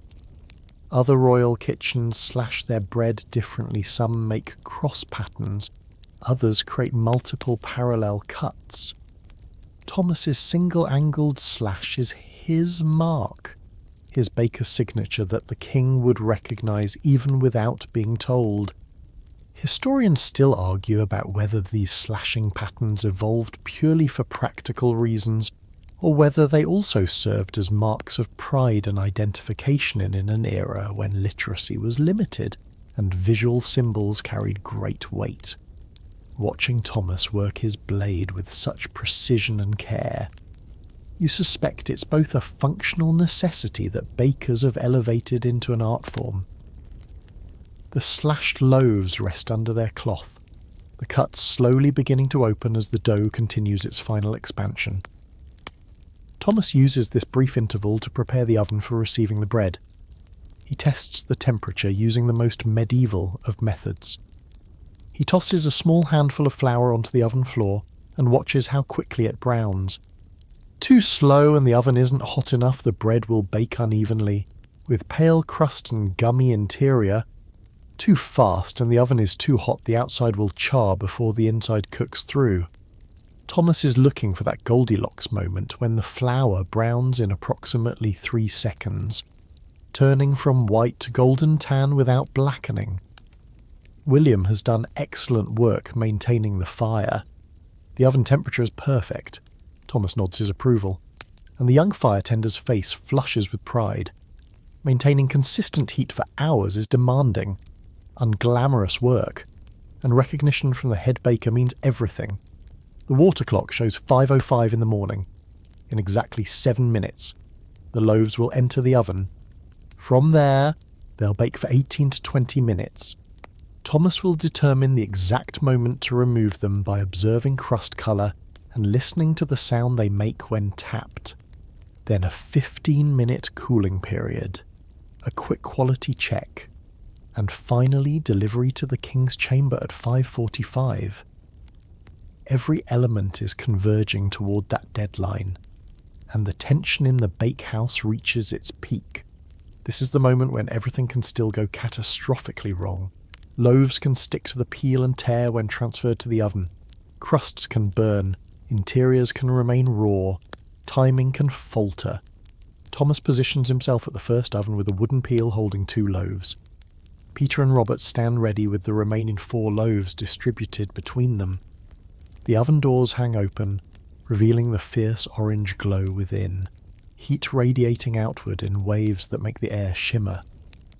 Thomas pauses, the loaded peel extended before him, and you see him close his eyes for just a moment. A final silent prayer, or perhaps just a centering breath before the culminating act of the night's work.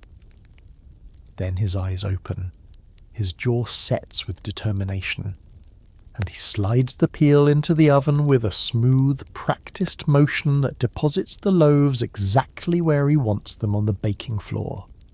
The bread has entered the fire, and there's no turning back now.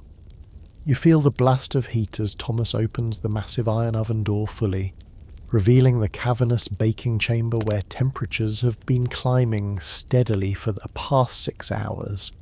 The air shimmers like water, distorting your view of the oven's interior, and you instinctively step back even though you're standing several feet away.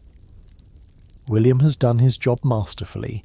The oven is roaring hot, exactly as it needs to be for bread that will develop a golden crust while maintaining that impossibly soft interior the king demands.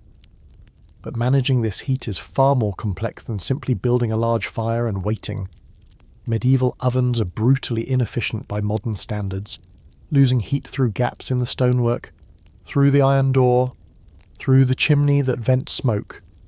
Maintaining the precise temperature needed for perfect bread requires constant attention and an almost supernatural ability to read the oven's moods and needs. Thomas explains that the oak logs William has been burning for the past 6 hours were selected specifically for this purpose. Oak burns hot and steady, producing minimal smoke and ash compared to softer woods like pine. The logs were also aged for 2 years in a covered woodshed, dried to a specific moisture content that maximizes heat output while minimizing creosote buildup in the chimney. 3 hours before the bread enters, William began the process of transitioning from heating phase to baking phase. This involved raking the burning coals from the center of the oven floor toward the sides and back, creating a ring of heat around the perimeter while leaving the center clear for bread placement. The radiant heat from the coals, combined with heat stored in the oven's thick stone walls, creates an environment where bread bakes from all directions, simultaneously bottom heat from the stone floor, top heat from the vaulted ceiling, and side heat from the walls. You watch as Thomas uses what appears to be a long-handled brush made from wet rags tied to a stick to sweep ash and debris from the center of the oven floor. The wet rags prevent the brush from catching fire during the few seconds it's inside the scorching chamber. He works quickly, making 3 swift strokes that clear a clean space for the loaves, then withdraws the brush before the rags begin to steam and smoke.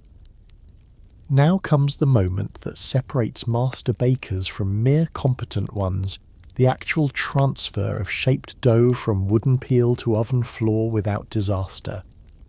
This maneuver requires perfect timing, exact angles, and a delicate balance between too much force and too little. Thrust the peel forward too aggressively, and the loaves tumble off incorrectly, landing in misshapen heaps. Too timidly, and the dough sticks to the peel, stretching and tearing as you try to shake it free. Thomas positions himself squarely in front of the oven, the peel extended before him, holding 2 perfectly shaped loaves.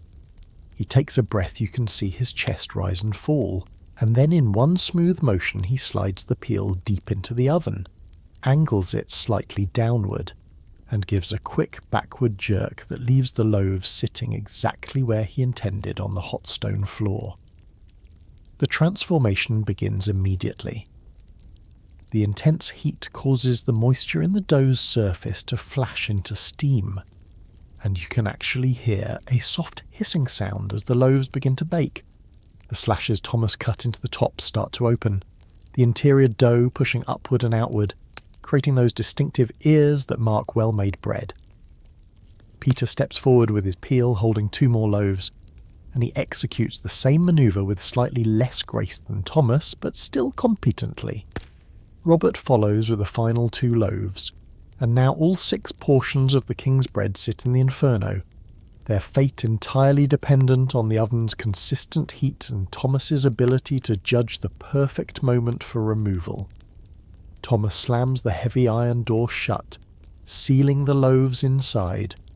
The door alone weighs perhaps 60 pounds, its thickness necessary to retain heat, but making it exhausting to open and close repeatedly. A leather strap serves as a handle, and you notice the permanent calluses on Thomas's right palm from years of gripping that hot leather. Now begins the most nerve-wracking phase of the entire night, the waiting period during which the bread bakes but cannot be seen or touched. Thomas must rely on time, temperature awareness, and subtle sensory cues to determine when the loaves are done. Too short a baking time produces raw interiors and pale crusts. Too long results in dry, tough bread with burned exteriors, the exact opposite of the soft texture the king requires. The target baking time is 18 minutes. Though Thomas adjusts this slightly based on ambient temperature, dough hydration, and how the oven has been performing throughout the night, tonight feels like an 18-minute night, possibly 19. He positions himself on a stool directly in front of the oven, his eyes fixed on the door as though he can see through the iron to the bread transforming inside. Historians still argue about how medieval bakers achieved such precision without clocks or thermometers. Some scholars suggest that experienced bakers developed an almost preternatural time sense, their internal clocks calibrated through repetition. Others point to environmental cues, the angle of moonlight through a window, the progression of sounds from the palace above as early rising servants begin their routines, even the changing quality of air as dawn approaches. Thomas uses a combination of methods. He listens to the oven, the subtle changes in the roaring sound the fire makes as the bread inside releases moisture that becomes steam. He watches the thin wisps of steam that escape through gaps around the oven door, heavy steam early in the baking, lighter steam as the loaves dry out. He even claims to smell the difference between bread that's halfway baked and bread that's nearly done, though this seems implausible until you notice that the bakehouse air has indeed changed character, acquiring a toasted, caramelized scent that wasn't present 10 minutes ago.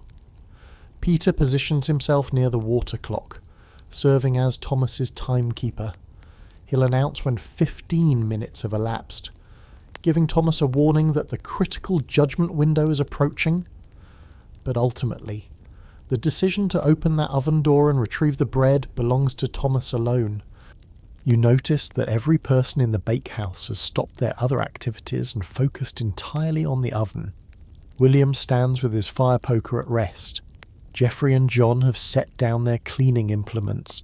Even the youngest apprentices have abandoned their tasks to watch and wait. This is the moment that justifies everything that came before the midnight flour delivery.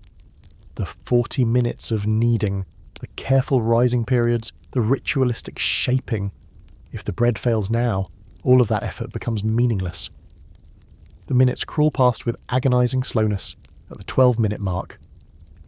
Thomas stands and moves closer to the oven, pressing his ear against the iron door. He's listening for something specific, though what exactly you can't determine. The crackle of crust forming, the hiss of steam escaping the slashed tops. Some sound that only a master baker would recognize as significant 15 minutes. Peter calls out softly, 1/4 hour past, Master Thomas. The head baker acknowledges with a nod but doesn't move. Not yet. The bread needs more time, though how he knows this you cannot fathom. At 16.5 minutes you're watching the water clock now too. Caught up in the tension, Thomas suddenly straightens and gestures to Peter and Robert.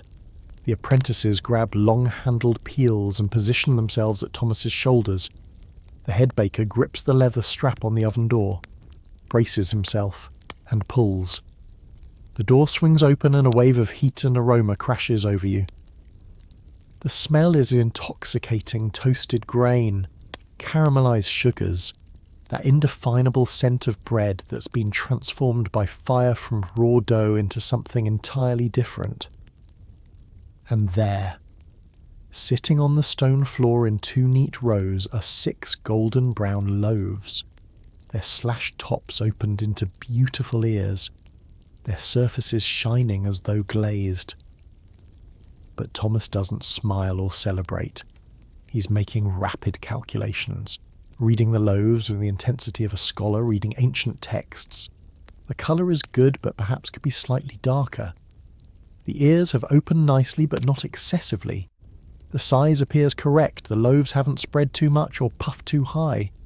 2 more minutes, Thomas declares, and he slams the door shut again before the oven loses too much heat. This is the mark of true expertise, the willingness to override the plan and adjust based on real-time observation. Lesser bakers would have pulled the bread at 18 minutes because that was the target time. Thomas trusts his eyes and experience over predetermined schedules. The additional 2 minutes feel longer than the previous 18. You can almost feel the collective held breath of everyone in the bakehouse. What if 2 minutes is too much? What if the loaves burn in that brief extra time, but Thomas remains calm, his expression confident, and his confidence spreads to the apprentices who stand ready with their peels, at exactly 20 minutes total baking time. Thomas opens the oven again. This time, the colour of the loaves has deepened to a rich golden brown, and the aroma has intensified. Thomas nods once. Firmly, and Peter and Robert spring into action. The apprentices slide their peels under the hot loaves with practised efficiency, 3 loaves per peel, and withdraw them from the oven in smooth motions that minimize jostling.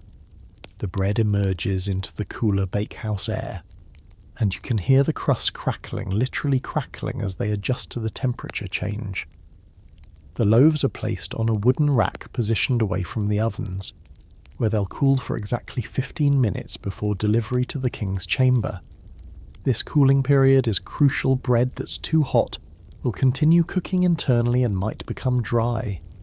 Bread that's too cool will disappoint the king, who specifically requests his morning bread to be warm as fresh milk. Thomas approaches the cooling rack and performs the final quality test. He picks up 1 loaf. It must weigh heavy in his hands, still hot enough that he can barely hold it, and taps the bottom with his knuckles. The sound that results is hollow and resonant, like knocking on a wooden drum. This hollow sound indicates that the interior crumb has developed properly, with air pockets throughout, producing bread that will be tender and light. He sets down the test loaf and picks up another, repeating the tapping procedure. Hollow and resonant. A 3rd loaf. Same result. Thomas's face finally shows emotion, a slight relaxation of his jaw, a softening around his eyes. The bread is good, not just acceptable, but good. The water clock reads 5:32 in the morning. 13 minutes remain until the delivery deadline. The bread cools on its rack, the crusts continuing their symphony of tiny cracks and pops. And somewhere 2 floors above, in the royal bedchamber, the king stirs in his sleep. Perhaps 30 minutes from waking, completely unaware of the night-long drama that has unfolded to ensure his first conscious breath will be greeted by the scent of perfect, soft, warm bread. You stand mesmerized by the 6 loaves cooling on their wooden rack, watching the surfaces transition from scorching hot to merely warm, listening to the crust make those peculiar crackling sounds that bakers call singing. The bread is performing its final transformation, the interior crumbs settling into its permanent structure, the crust developing that delicate balance between crispness and tenderness that defines exceptional bread. But Thomas isn't watching the bread sing. He's standing perfectly still, his eyes closed, his head tilted slightly, as though listening to something far more subtle than the crackling crusts. You realise he's not listening with his ears, he's listening with his entire being, using senses that have been honed through 2 decades of night shifts in this exact bakehouse. The 18 minutes of baking time passed in what seemed like hours, each second stretching out under the weight of anticipation and worry. But now Thomas is experiencing something different. He's entering a state of heightened awareness where time becomes elastic and his perception sharpens to almost supernatural levels. He can hear the minute differences between the sound of one loaf cooling versus another. He can smell the precise moment when the crust reaches optimal temperature for delivery. He can sense, without touching, when the interior crumb has finished its settling process. Peter and Robert stand at attention nearby, their peels cleaned and ready for the final transfer of bread from cooling rack to delivery vessel. But they don't move or speak, respecting Thomas's moment of deep concentration. Even William, the young fire tender, has frozen in place, his usual ash sweeping suspended. The bakehouse has fallen into the silence so complete that you can hear your own heartbeat, can hear the distant drip of the water clock, can even hear the faint whistling of December wind through gaps in the stonework high above. This silence feels sacred, like the hush that falls over a cathedral during the most solemn moments of Mass. Thomas's eyes open. He approaches the cooling rack and hovers his hand, palm down, fingers spread about 2 inches above the nearest loaf. He's not touching the bread, just feeling the heat radiating from its surface. His hand moves slowly from loaf to loaf, hovering over each one, reading their temperatures through pure sensation.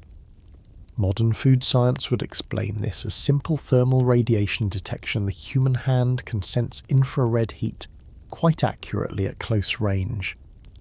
But watching Thomas work, you suspect there's more to it than mere physics. He's reading each loaf's energy, its vitality, its readiness to fulfill its destiny on the king's breakfast table. After hovering over all 6 loaves, Thomas makes a small humming sound, neither approval nor disapproval, just acknowledgement. He straightens, rolls his shoulders to release tension, and speaks the first words anyone has said in several minutes. 12 minutes more. The loaves need 12 more minutes of cooling. This timing is as critical as any other phase of the night's work.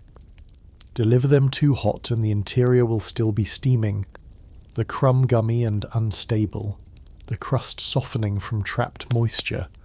Too cool and the king will complain, and his complaints become official reprimands that go into Thomas's permanent record with the guild. 12 minutes brings the delivery timeline to 5:44, 1 minute before the required 5:45 delivery time. Perfect. Thomas has calculated everything to the second, as he always does, as he must do to survive in this role. But now you notice something you've been too distracted to observe until this moment. The actual process of extracting the bread from the oven was eerily silent. The peels slid under the loaves without scraping. The loaves lifted without tearing or sticking. The transfer to the cooling rack happened without a single dropped crumb. This perfect execution wasn't luck, it was the result of preparation you didn't even notice happening. Peter explains in a whisper that before the loaves entered the oven, the wooden peels were dusted with a specific mixture of flour and cornmeal. The flour provides a smooth surface for the dough to rest on, while the cornmeal acts like microscopic ball bearings, allowing the bread to slide easily during transfer. Too much dusting and you'd taste the raw flour on the bottom of the baked bread. Too little and the loaves stick, tear, and become ruined during extraction. The ratio of flour to cornmeal, the amount of dusting, even the technique for sprinkling it onto the peel, all of these details were perfected through generations of trial and error and passed down as jealously guarded bakehouse knowledge. Thomas learned the exact dusting technique from Marcus, his predecessor, who learned it from the baker before him, stretching back through an unbroken chain of knowledge transmission that might date back a century or more. Historians still argue about how craft knowledge was preserved and transmitted in medieval guilds. Some scholars emphasize written recipes and manuals, suggesting that literacy among craftsmen was higher than commonly believed. Others argue that the most important knowledge was never written down. It was too valuable to risk being stolen by competitors. So it was taught only through demonstration and supervised practice. Watching this bakehouse operate, you suspect the truth lies somewhere in between. Basic recipes and procedures might be written down, but the subtle details, the exact feel of properly kneaded dough, the specific sound of a perfectly baked loaf when tapped, the precise dusting technique that prevents sticking these things can only be learned through years of apprenticeship under a master who judges you ready to receive the knowledge. Thomas walks to a cupboard and retrieves a small ceramic pot with a tight-fitting lid. Inside is something that looks like melted butter but smells more complex butter infused with honey and a touch of salt, kept warm near the ovens.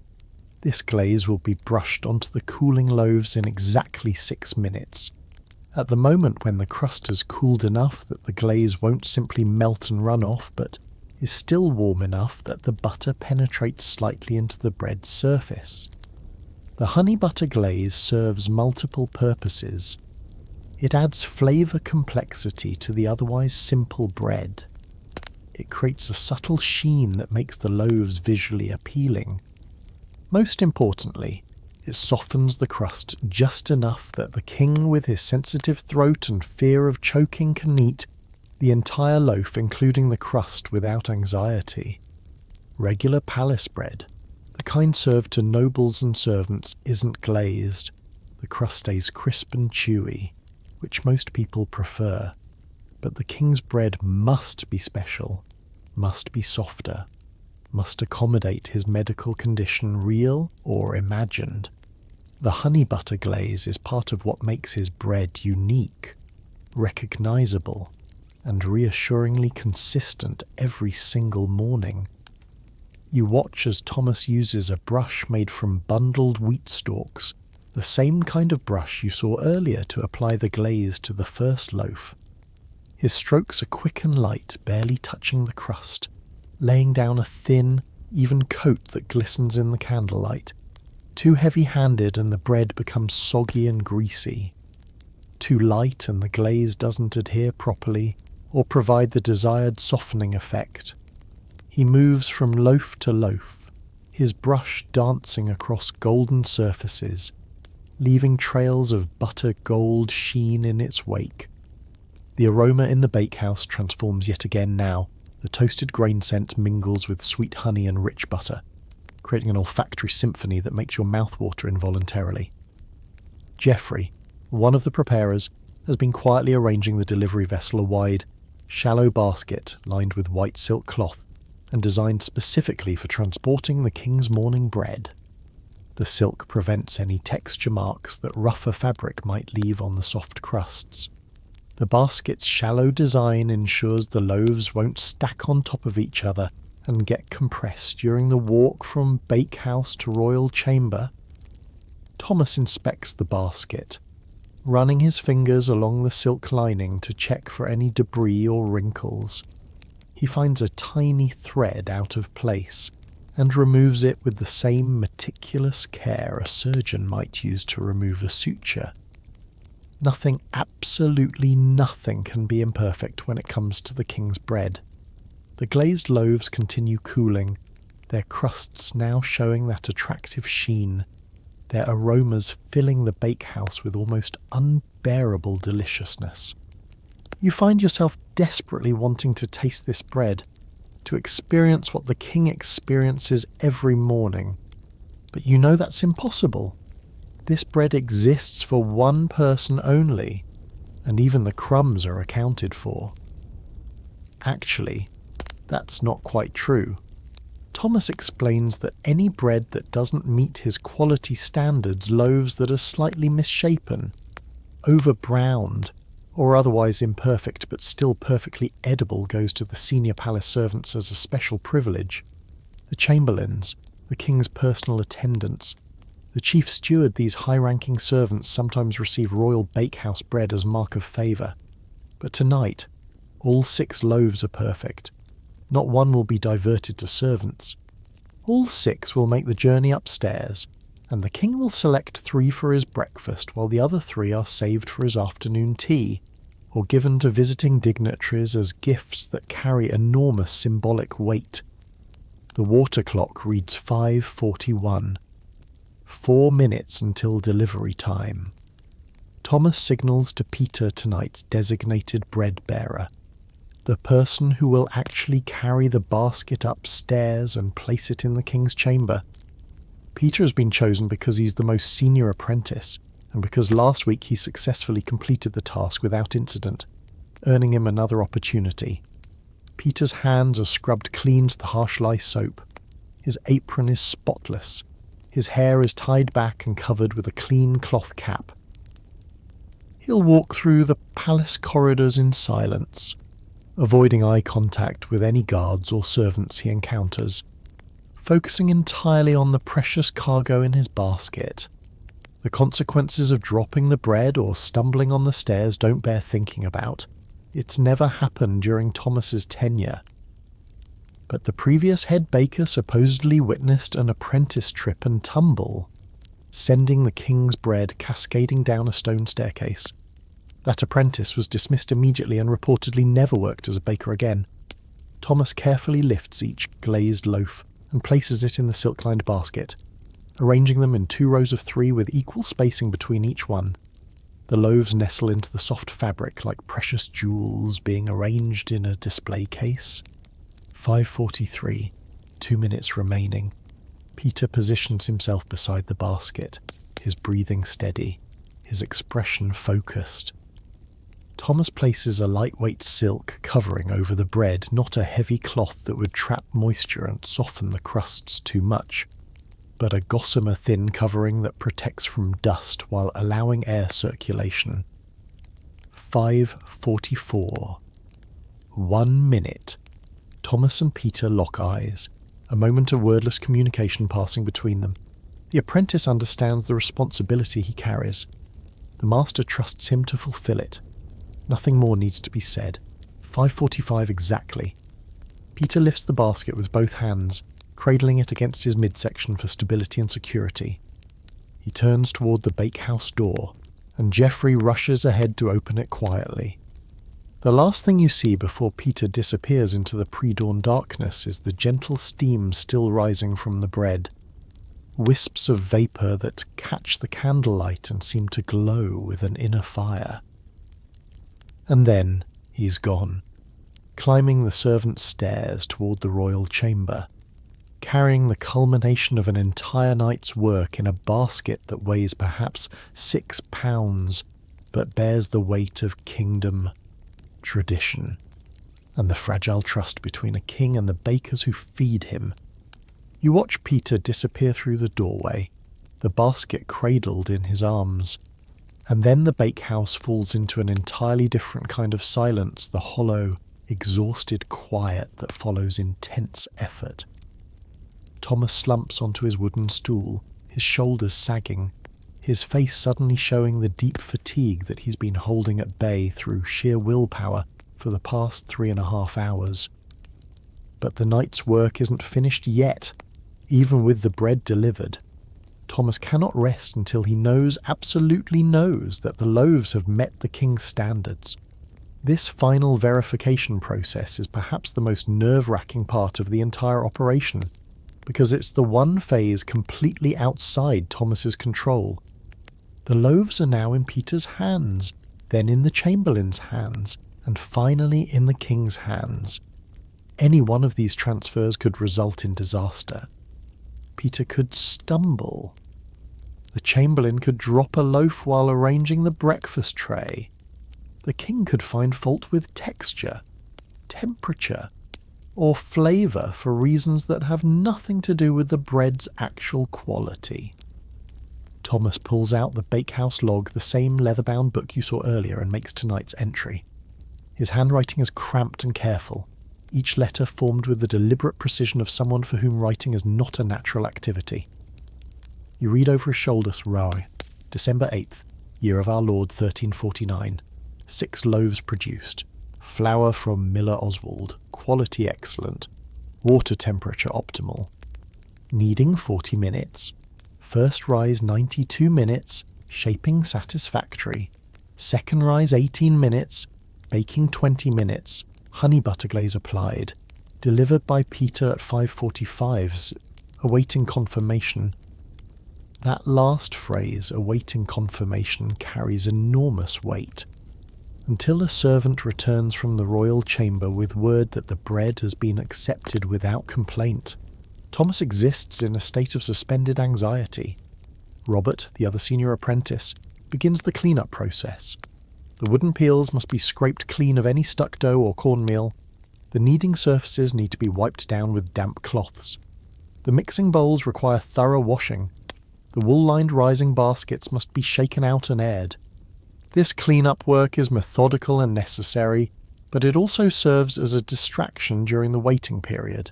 Geoffrey and John, the preparers, tackle the more tedious tasks, sweeping flour dust from every surface. Washing the water pots, organising tools for tomorrow night's shift. Even William, the fire tender, has new responsibilities now that the baking is complete. He must carefully bank the oven fires, reducing them to low coals that will maintain base temperature until tomorrow evening when the heating process begins again. You notice something touching despite their exhaustion. The apprentices work with continued care and precision. They don't rush or cut corners just because the critical work is finished. The bakehouse must be left in perfect condition for the next shift, for the bakers who will produce bread for the palace's other residents, nobles, servants, guards who also expect high quality even if their bread doesn't receive quite the obsessive attention that the king's loaves demand. Thomas sits with the logbook open on his lap, occasionally adding small notes or observations. You see him write, consider adjusting water temperature by small degree for winter months. Dough seemed slightly cool during kneading. This is how knowledge accumulates and refines itself through careful notation of minor variations, through willingness to question even successful procedures, through commitment to continuous improvement. Historians still argue about literacy rates among medieval craftsmen, with some scholars suggesting that skilled artisans were largely illiterate, while others point to evidence like Thomas's logbook as proof of widespread practical literacy. The truth, you suspect, is nuanced. Thomas can read and write, but his vocabulary is limited to his trade and his penmanship is laboured. He probably couldn't read a philosophical text or write a personal letter, but he can certainly record bread-making data and read recipes when necessary. The minutes crawl past with agonising slowness.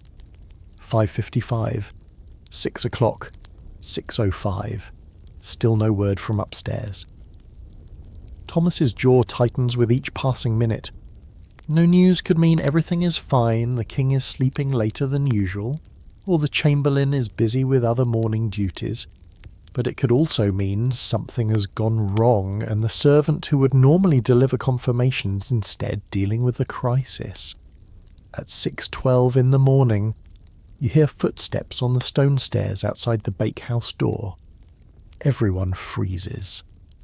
Thomas stands slowly, his face carefully neutral, preparing himself for either relief or disaster. The door opens and a young servant boy enters, not Peter, but one of the chamberlain's assistants, a child of perhaps 11 years old who looks half asleep and overwhelmed by his responsibilities. He carries a small wooden token carved with the royal seal, the physical proof that he comes bearing an official message. The boy approaches Thomas and recites in a voice that's clearly been memorized. The chamberlain presents his compliments to the head baker, and reports that His Majesty has tasted the morning bread and finds it most satisfactory. 3 loaves consumed at breakfast, 3 reserved for afternoon tea. The king specifically remarked that today's batch possesses exceptional softness and pleasing aroma.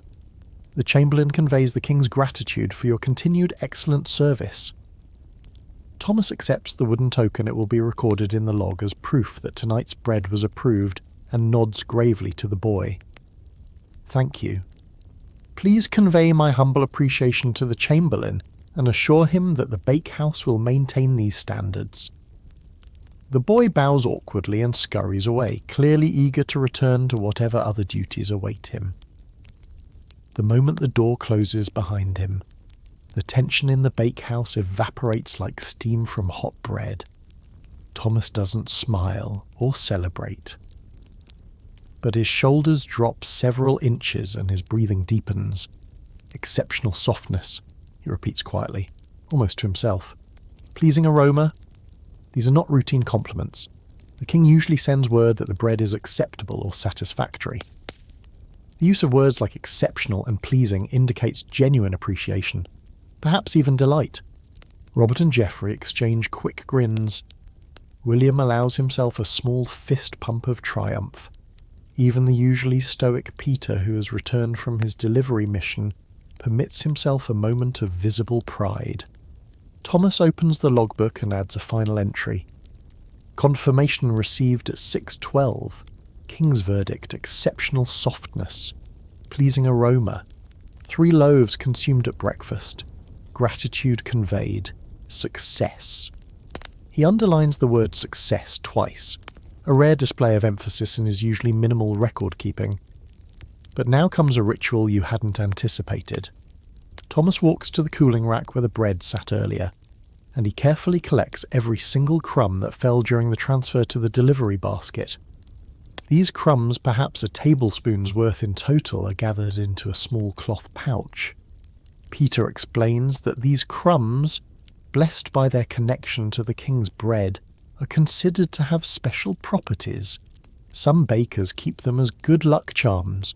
Others crumble them into the next batch of starter, believing it strengthens the mother culture. Thomas follows a different tradition. He takes the crumbs to the palace chapel once per week and leaves them on the altar as an offering to Saint Elizabeth, thanking her for another week of successful bread making. The practice hovers somewhere between Christianity and older folk beliefs, the kind of hybrid spirituality that characterizes much of medieval religious life.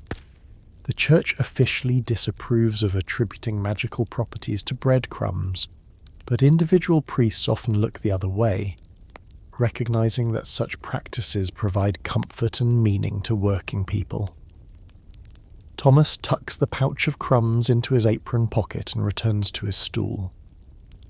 For the first time tonight, he accepts a cup of weak ale from John the bakers have avoided drinking during the work period, but now that success is confirmed, a small celebratory beverage is permitted. You watch as each member of the bakehouse team receives their own cup of ale. Even young William, who probably shouldn't be drinking at his age, but who has earned the privilege through his excellent fire management. They don't toast or clink cups that would be too boisterous, too likely to disturb the palace residents who are now beginning to wake and start their own routines. Instead, they simply drink in companionable silence. 12 men who have shared an intense experience and emerged successful on the other side. The ale is thin and slightly sour servant's ale. Nothing like the rich beer the nobles drink, but it tastes like victory nonetheless. Thomas finishes his ale and stands, signalling that the night shift is officially concluded. The apprentices line up without being told, and Thomas walks down the line, making eye contact with each one, offering a single nod of acknowledgement. No elaborate praise, no flowery compliments, just that nod, which somehow conveys everything that needs to be said. When he reaches William at the end of the line, Thomas does something unexpected. He places his hand on the boy's shoulder, a brief touch, perhaps 3 seconds long, and says quietly, "You managed the fires excellently tonight. Marcus would have been proud." William's eyes go wide.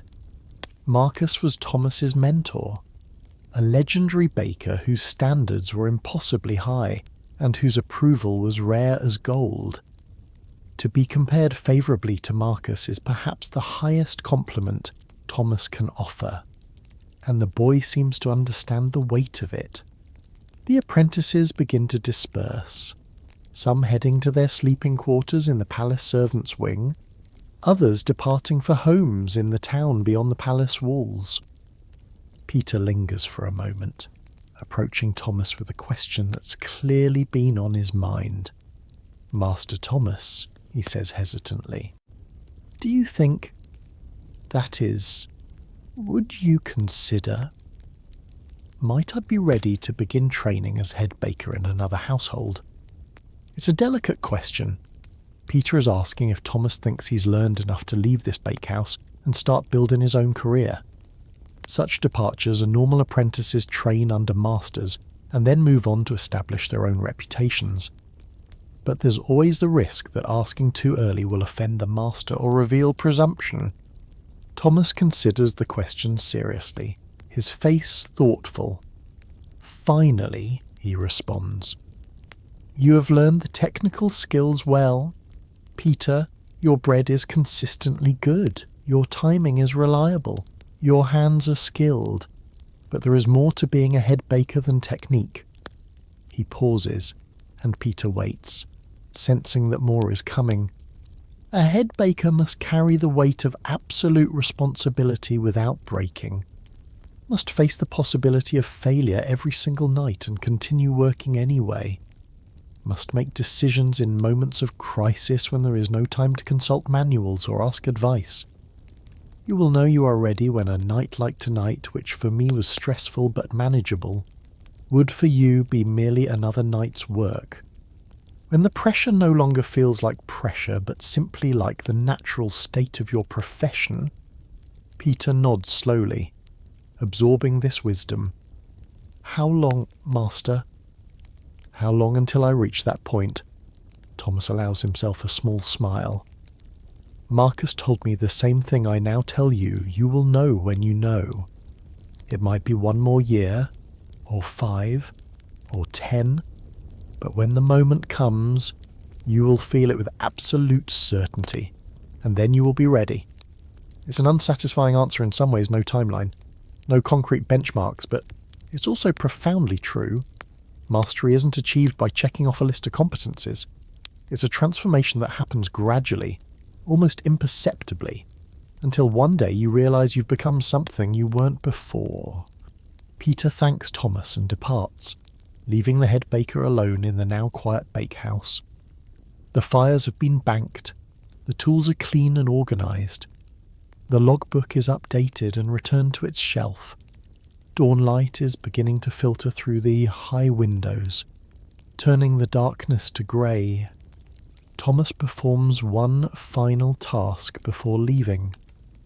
He opens the crock containing the mother starter and adds fresh flour and water, feeding the culture that will ferment all day and be ready for tonight's shift. The starter bubbles gently as the new food is incorporated. Billions of microorganisms continuing their endless cycle of eating and reproducing. This starter has outlived Thomas and will outlive him. It's been maintained continuously for decades, possibly over a century, and if the bakehouse continues operating, it will be maintained for decades or centuries more. Thomas is just one link in a chain of bakers stretching backward to ancestors he never knew and forward to successors not yet born. He covers the crock, wipes his hands on his apron one final time, and walks toward the door. You follow him out into the pre-dawn morning, into air that's cold and clean after hours in the hot, flour-dusted bakehouse. Somewhere above, in the royal bedchamber, the king is finishing his breakfast of exceptional soft bread, completely unaware of the night-long drama that produced it, and 12 hours from now, The entire process will begin again. You step outside with Thomas into the December morning, and the cold air hits your face like a splash of spring water, shocking after the bakehouse heat. The sky is caught in that transitional moment between night and day, still dark overhead, but showing the first pale hints of blue along the eastern horizon.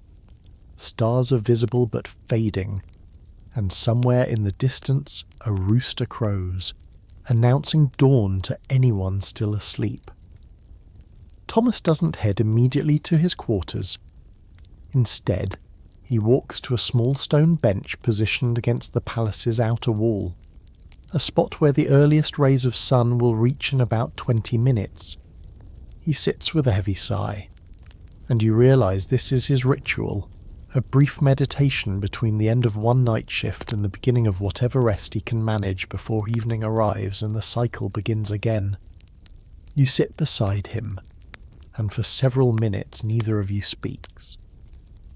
The silence isn't uncomfortable, it's the peaceful quiet of shared exhaustion, of two people who've witnessed something intense together and don't need words to process it. The palace grounds are still mostly asleep, though you can hear distant sounds of the earlier servants beginning their morning routines, water being drawn from wells, horses stirring in stables, kitchen fires being lit for breakfast preparation. Finally, Thomas breaks the silence. "Do you understand now?" he asks quietly. "Do you see why this work matters?" You consider the question carefully. On one level, the answer seems obvious.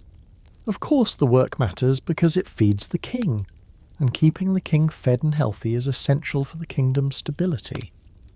But you sense Thomas is asking something deeper, something about the meaning of craft and dedication, and the strange honour of being the person responsible for such a specific, crucial task. "I think," you say slowly, "that what I saw tonight was more than just bread making. It was a kind of devotion.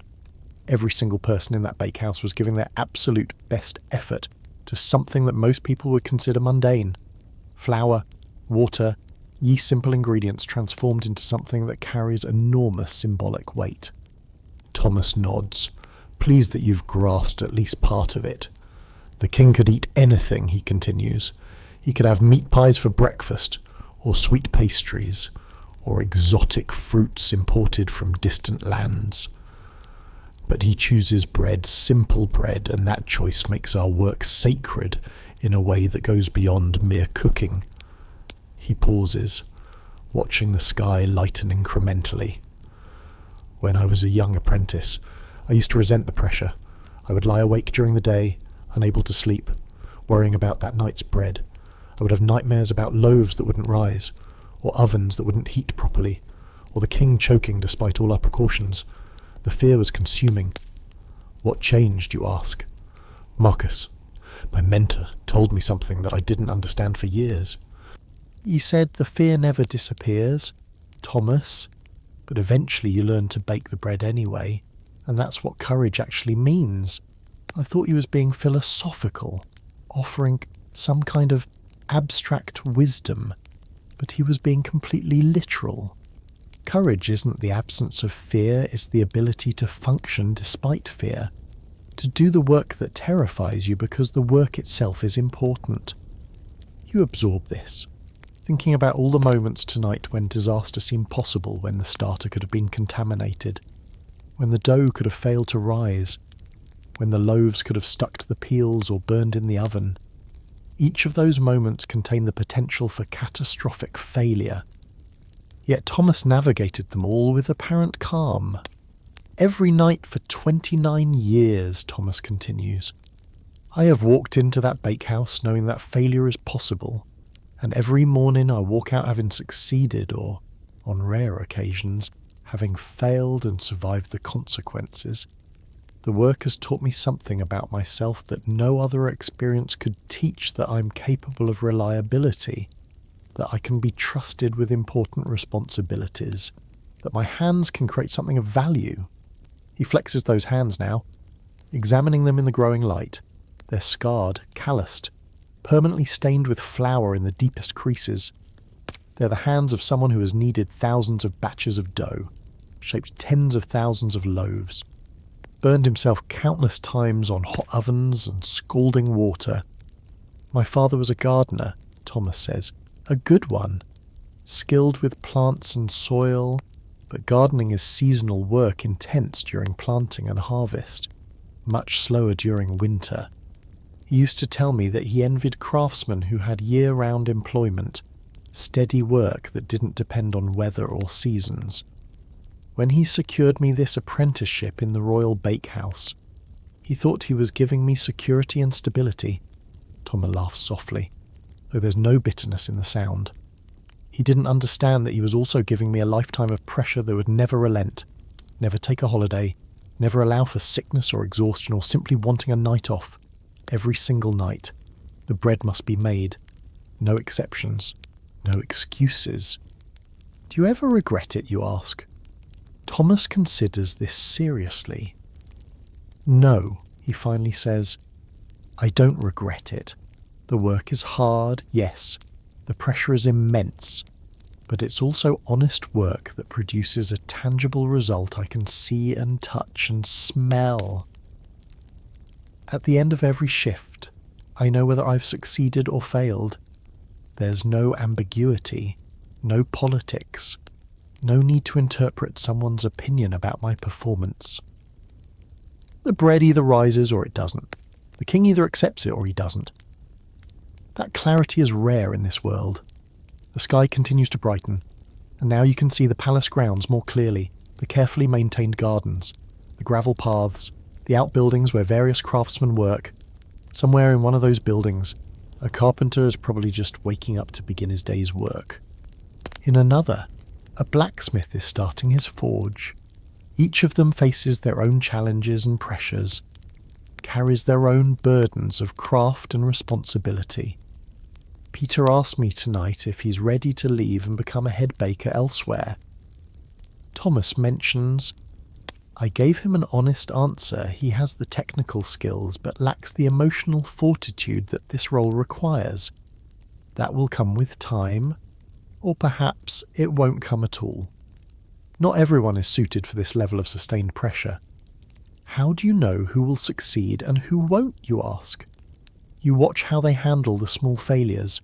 Thomas replies, when an apprentice drops a tool or spills flour or misjudges rising time, these small mistakes reveal character. Some apprentices become flustered and anxious, letting one error cascade into multiple errors. Others acknowledge the mistake calmly and immediately begin correcting it. The second type has potential for mastery. He stands slowly, stretching his back with a slight grimace. I should sleep for a few hours before the afternoon responsibilities begin. There are guild meetings to attend, supply orders to approve, next week's schedule to finalise. The bread making itself is only part of a head baker's duties.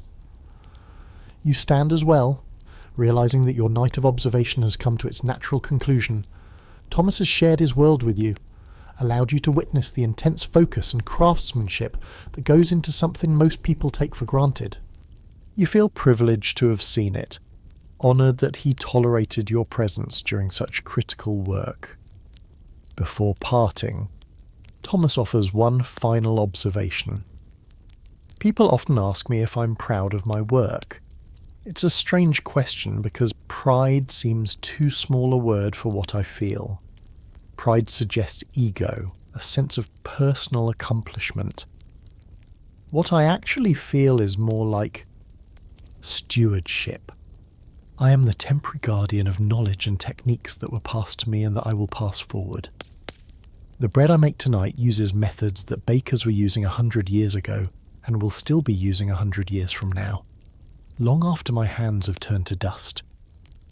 He looks back toward the bakehouse, its windows now catching the first golden rays of sunrise. That building has witnessed hundreds of night shifts, thousands of batches of bread, generations of bakers all doing essentially the same work I did tonight. When I walk through that door at 2 a.m, I'm joining a tradition that's larger than myself, larger than any individual. That's what gives the work meaning, not that I personally am important, but that the work itself is important, and I have the honour of being the current person doing it. With that, Thomas nods a farewell and walks toward the servants' quarters, his white apron ghostly in the growing light. You watch him go, this man who has dedicated his entire adult life to the craft of making soft bread for a king who fears choking, and you find yourself moved by the simple dignity of his dedication. The palace is waking now. Servants are opening shutters, sweeping courtyards, beginning the 1,000 small tasks that maintain a royal household, somewhere in the royal bedchamber. The king has finished his breakfast of exceptional soft bread and is being dressed by his attendants, preparing for a day of governance and ceremony and all the responsibilities that come with a crown. The king will make decisions today that affect thousands of lives, issue decrees, settle disputes, plan military campaigns, negotiate with foreign powers. But his day began with bread made by Thomas and his team of apprentices, simple food prepared with extraordinary care. And in a strange way, those loaves of bread support everything else the king does, providing the physical nourishment and the psychological comfort that allows him to function in his role. You think about Peter, the senior apprentice who asked if he was ready to leave and become a head baker elsewhere. You wonder if he'll develop that emotional fortitude Thomas spoke of, that ability to carry enormous responsibility without breaking. You wonder if 10 years from now, Peter will be sitting on this same stone bench at dawn, exhausted from another night of perfect bread making, reflecting on the meaning of craft and stewardship. You think about William, the young fire tender whose entire job is managing flames and sweeping ash. Such humble work, yet without it nothing else functions. The greatest bread recipe in the world means nothing if the oven isn't properly heated. Thomas recognised this tonight when he praised William's fire management, acknowledging that every role in the bakehouse carries equal importance in the final result. The sun clears the horizon now, flooding the palace grounds with morning light. The night shift is over, the day shift is beginning, and 12 hours from now, when darkness returns and the palace prepares for sleep, Thomas and his team will gather in the bakehouse once again, ready to repeat the entire process with the same dedication, the same precision, the same quiet excellence that has defined their work for years. The cycle continues, endless and essential, sustained by people whose names history will never record, but whose contribution to the kingdom's functioning is absolutely vital. Do you remember the water clock in the bakehouse? Its steady drip marking the passage of time. That clock will drip through the day and into the night, measuring out the hours until the next batch of bread must be made. The next test of skill and nerve and devotion must be faced, and Thomas will be ready. You find yourself unable to leave the palace grounds just yet, drawn by curiosity about the final piece of the puzzle, the actual delivery of the bread to the king's chamber. You've witnessed the entire creation process, but you haven't seen the culmination, the moment when all that effort reaches its intended recipient. So you follow the servant's path that Peter took earlier, climbing the narrow stone stairs that wind upward from the bakehouse toward the royal quarters. The stairs are worn smooth in the centre from centuries of feet servants carrying trays, apprentices delivering messages, workers ascending and descending in the endless rhythm of palace life. Your footsteps echo softly in the enclosed stairwell, and you pass small alcoves where candles burn in wall sconces, providing just enough light to prevent stumbling in the dimness. At the top of the third flight, the stairs open into a broader corridor carpeted with woven rugs that muffle footsteps. This is the transitional space between the servants' domain below and the nobles' quarters above. You're not technically supposed to be here, Only authorised personnel are permitted in this section, but the early morning hour means the corridors are mostly empty, and you move quietly enough to avoid attracting attention. You reach an intersection where a young chambermaid is lighting candles in preparation for the household's awakening. She glances at you with mild curiosity, but doesn't challenge your presence.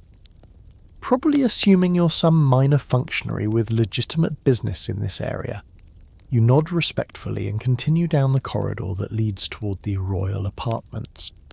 The atmosphere changes as you approach the king's quarters. The rugs become thicker, the tapestries more elaborate, the candle sconces more ornate. You can smell beeswax instead of the cheaper tallow candles used in servants' areas, a small detail that marks the boundary between different social strata within the palace.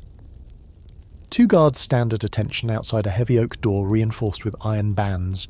These are the king's personal guards, men selected for their loyalty and discretion as much as their martial skills. They watch you approach with professional wariness, hands resting casually near their sword hilts. You stop at a respectful distance and explain that you're observing the bread delivery process for documentation purposes, a half-truth that sounds official enough to avoid immediate expulsion. One guard exchanges a glance with his companion, then shrugs. "The bread's already been delivered," he says in a low voice. "Arrived at 5:45 exact. Same as always. His Majesty took his breakfast at 6:15. You're too late if you wanted to watch the actual delivery." But then the guard softens slightly, perhaps recognising genuine interest rather than malicious intent. "The Chamberlain might speak with you, though. He's still in the antechamber, finalising the morning arrangements." "Wait here." The guard disappears through the oak door, leaving you standing awkwardly in the corridor with his companion, who maintains professional silence. Minutes pass, and you use the time to examine the tapestries lining the walls, scenes of hunting, battle, and courtly life, rendered in threads so fine that details are visible even in candlelight. The door opens again, and a different man emerges, the Chamberlain himself. You assume, based on his elaborate clothing and the golden chain of office around his neck. He's perhaps 50 years old, with silver hair and the upright posture of someone who's spent a lifetime in royal service. His expression is politely neutral as he examines you. "I'm told you wish to learn about the bread delivery," he says in a cultured voice that carries authority without being harsh. "May I ask why this interests you?" You explain your night in the bakehouse, your observation of Thomas and the apprentices, your desire to understand the complete process from flour to the king's table. The Chamberlain's expression shifts slightly, not quite approval, but something like recognition of shared appreciation for the work that happens behind the scenes. "Very well," he says. "I can spare a few minutes. Come inside, but speak quietly. His Majesty is in his private chambers, and we mustn't disturb him." You follow the Chamberlain through the oak door into an antechamber that serves as a buffer between the corridor and the king's private rooms. The space is elegantly furnished with chairs upholstered in velvet, side tables holding silver candelabras, and a small desk where the Chamberlain apparently handles administrative tasks. On a sideboard near the desk, you see the silk-lined basket that Peter carried upstairs, now empty except for a few crumbs. Beside it sit 3 of the 6 loaves, the ones the king didn't consume at breakfast. Reserved for afternoon tea, as the servant boy reported earlier. The Chamberlain notices your gaze and nods toward the remaining loaves. "His Majesty consumed 3 this morning," he confirms. "More than usual, actually. Typically he eats 2 and saves 4, but he commented specifically on today's exceptional quality, which prompted him to take an additional portion." "What exactly does he look for in the bread?" you ask quietly. "What makes one batch exceptional and another merely acceptable?" The Chamberlain considers this, moving to stand beside the sideboard. "His Majesty has very specific preferences. developed over 15 years of eating this particular style of bread. The texture must be soft throughout, no dense spots, no unexpected resistance when bitten. The crumb should tear easily, almost dissolving on the tongue. The crust must be present but tender, never requiring significant chewing effort. He picks up one of the remaining loaves and demonstrates, gently tearing off a small piece. The bread separates easily, revealing an interior structure that's light and airy, full of small, even holes. See how the crumb springs back slightly when compressed, that indicates proper gluten development and fermentation. Too dense and it feels heavy in the mouth. Too airy and it seems insubstantial, unsatisfying. The Chamberlain replaces the torn piece and continues. The flavour must be mild but present. His Majesty dislikes overly sour sourdough, which is why Thomas manages his starter carefully to prevent excessive acidity. At the same time, completely bland bread is boring. The ideal is a subtle complexity, hints of fermentation, a whisper of sweetness from the honey butter glaze, perhaps the faintest nuttiness from the wheat, and temperature you prompt. Remembering Thomas's careful timing of the delivery, crucial, the Chamberlain confirms. The bread should be warm but not hot. Hot bread steams when torn, making it difficult to butter properly and sometimes triggering His Majesty's throat sensitivity. Cold bread is simply unpleasant. The target is blood temperature warm, as if it's been held in human hands for a few minutes. Thomas has perfected the timing to achieve this consistently. The Chamberlain walks to a window and looks out over the palace grounds, now fully illuminated by morning sun. People often assume that serving royalty is about grand gestures and obvious luxury, but in reality, it's about mastering tiny details that most people never notice. The bread arrives at exactly the right temperature. The butter is softened to exactly the right consistency. The jam is positioned on the tray so His Majesty's right hand, he's right-handed, can reach it without awkward stretching. Everything is choreographed. You observe. Everything, the Chamberlain agrees. His Majesty's morning routine is identical every single day unless circumstances absolutely require variation. He wakes at approximately 6 o'clock. He performs his ablutions, assisted by his valet. He dresses in his morning robe. He sits at his breakfast table at 6:15, and I personally place the tray before him at that exact moment. The Chamberlain gestures toward the oak door leading to the King's private chambers. Beyond that door, His Majesty is currently meeting with his councillors, planning today's activities.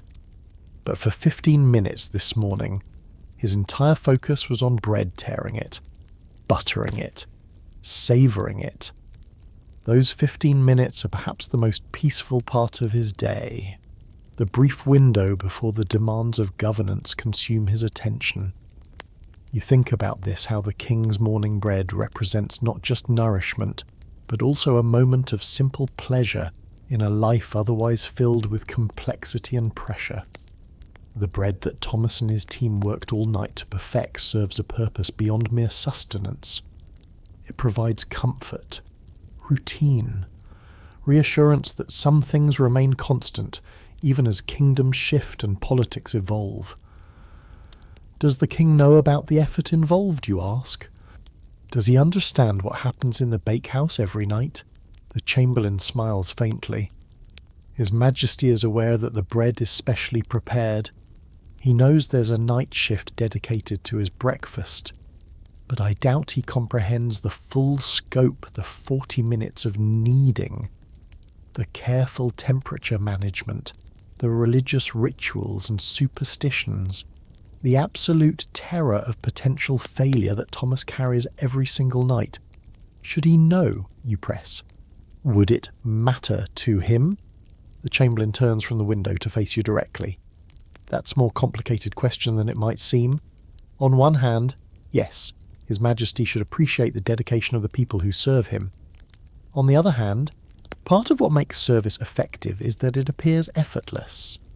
If the king had to think about all the work that goes into his bread, It would diminish the peaceful simplicity of his breakfast routine. He pauses, then adds, "I believe the ideal is awareness without burden. His Majesty should know that his servants work hard, and he should feel gratitude for that work. But he shouldn't be made to feel guilty about requiring such effort. The service is freely given by people like Thomas, who find meaning and purpose in their craft. To burden the king with excessive awareness of that sacrifice would actually dishonour the spirit in which the service is offered. This perspective surprises you, but you recognise its wisdom. There's something pure about Thomas's dedication that exists independent of the king's knowledge or appreciation. Thomas bakes perfect bread because the work itself matters to him, not because he's seeking recognition or reward beyond fair wages and job security. A clock somewhere in the royal chambers chimes 7 times, and the chamberlain straightens. "I must attend to His Majesty's morning correspondence," he says, signalling that your audience is concluding. "But thank you for your interest in these matters. Too few people appreciate the invisible work that sustains great households." You thank him for his time and turn to leave, but he stops you with a final observation. "Tell Thomas that His Majesty's comment about exceptional quality has been formally noted in my records. Hurry." Such recognition may seem small, but it will be considered favourably when the annual review determines bonuses and promotions. Excellence should be rewarded, even excellence that happens in the middle of the night when no one is watching. You promise to convey the message and make your way back through the antechamber, past the guards, down the corridors toward the servants' stairs. The palace is fully awake now, servants hurrying with purpose, nobles emerging from their quarters dressed for the day's activities, the whole elaborate machine of court life beginning its daily operation. As you descend the stairs back toward ground level, you pass a young apprentice ascending with a message scroll, and you realise that this is the future Peter will inhabit if he stays on his current path years of climbing these stairs, delivering bread and messages, gradually accumulating the experience and emotional fortitude that separate competent craftsmen from true masters. You emerge finally into the winter morning air, the bakehouse now silent and empty, its fires banked until tonight when the cycle begins again. And somewhere in the servants' quarters, Thomas is sleeping the dreamless sleep of exhausted satisfaction, his body already beginning to recover for another night of perfect bread making. Do you remember the moment when Peter placed those loaves in the silk-lined basket, when all that night's work was condensed into 6 rounds of golden bread? That basket travelled up these very stairs you just descended, carried by hands that trembled slightly with the weight of responsibility, and was delivered to a chamberlain who placed it before a king who tasted exceptional softness and never knew the full story of how it came to be. And in 12 hours, the story will begin again. You leave the palace proper and walk through the grounds as morning fully establishes itself. The sky now bright blue, the December sun low but warming, the shadows long across the manicured gardens. You find yourself drawn back to that stone bench where you sat with Thomas just an hour ago, compelled to spend a few more moments reflecting on everything you've witnessed before the night's observations fade into the general blur of memory. The bench is cold beneath you, the stone having lost whatever warmth the previous day's sun provided, now thoroughly chilled by the winter night. You pull your cloak tighter and watch the palace come alive, shutters opening on upper windows, smoke rising from numerous chimneys as fires are stoked for the day's cooking and heating, servants crossing courtyards with purposeful strides carrying baskets and bundles. From this vantage point, the palace seems like a living organism, each person a cell performing a specific function that contributes to the overall health and functioning of the whole. The bakers in their underground chamber, the guards at their posts, the chamberlains managing the royal schedule, the gardeners tending the grounds, the stable hands caring for horses. Each role is essential. Each person's work interlocks with others to create something larger than any individual contribution. You think about Thomas's comment regarding stewardship rather than pride, and you begin to understand what he meant. He doesn't think of himself as the creator of bread so much as the current guardian of a bread-making tradition that extends far beyond his personal involvement. The techniques he uses were refined by dozens or perhaps hundreds of bakers who came before him, and they'll be preserved and passed forward to dozens or hundreds who come after him. This perspective strikes you as both humbling and liberating. Humbling because it minimizes individual ego. Thomas isn't the hero of his own story so much as a supporting character in a much longer narrative. Liberating because it removes the burden of needing to be extraordinary or unique. Thomas doesn't have to revolutionize bread making or invent new techniques. He simply has to maintain the standard, preserve the knowledge, and pass it forward intact. That's enough. That's everything. You recall the moment when Thomas fed the mother starter, adding fresh flour and water to keep the culture alive for another day. That gesture seemed almost automatic, a reflex born of years of repetition. But now you recognize it as perhaps the most important action of the entire night, the maintenance of continuity, the preservation of living heritage that connects past and future. The starter culture contains yeast, descended from yeast that was alive decades ago, possibly over a century ago. Every loaf of bread produced in that bakehouse carries within it the biological legacy of all the loaves that came before. When the king ate his breakfast this morning, he was consuming bread leavened by organisms that his grandfather might have tasted, that his great-grandfather might have known. There's something profound in that continuity, something that speaks to human need for connection across time. We're not isolated individuals experiencing separate, disconnected moments. We are links in chains that stretch backward to ancestors and forward to descendants. And the work we do, even work as humble as baking bread, participates in patterns that are much larger and longer than our individual lives. You watch a group of young apprentices cross the courtyard below, laughing and shoving each other playfully. They're not bakers. Their leather aprons suggest they work in the stables or perhaps the tannery. But they're approximately the same age as Geoffrey and John, those preparers who measured flour and managed water temperature with such careful attention. These stable apprentices will follow their own path toward mastery, learning their own craft through years of observation and practice under experienced masters. Historians still argue about whether the medieval guild system was beneficial or restrictive, whether the long apprenticeships and rigid hierarchies fostered excellence or merely protected established craftsmen from competition. Watching the bakehouse operate, you suspect the truth contains elements of both perspectives. Yes, the system is rigid and sometimes unfair. Young William will spend years tending fires before he's allowed to touch dough, regardless of whether he might have natural talent for kneading. But the system also ensures that knowledge is transmitted carefully, that standards are maintained, that no one advances to positions of responsibility before they're genuinely ready. Peter's question to Thomas last night, "Am I ready to leave and become a head baker elsewhere?" now seems even more significant.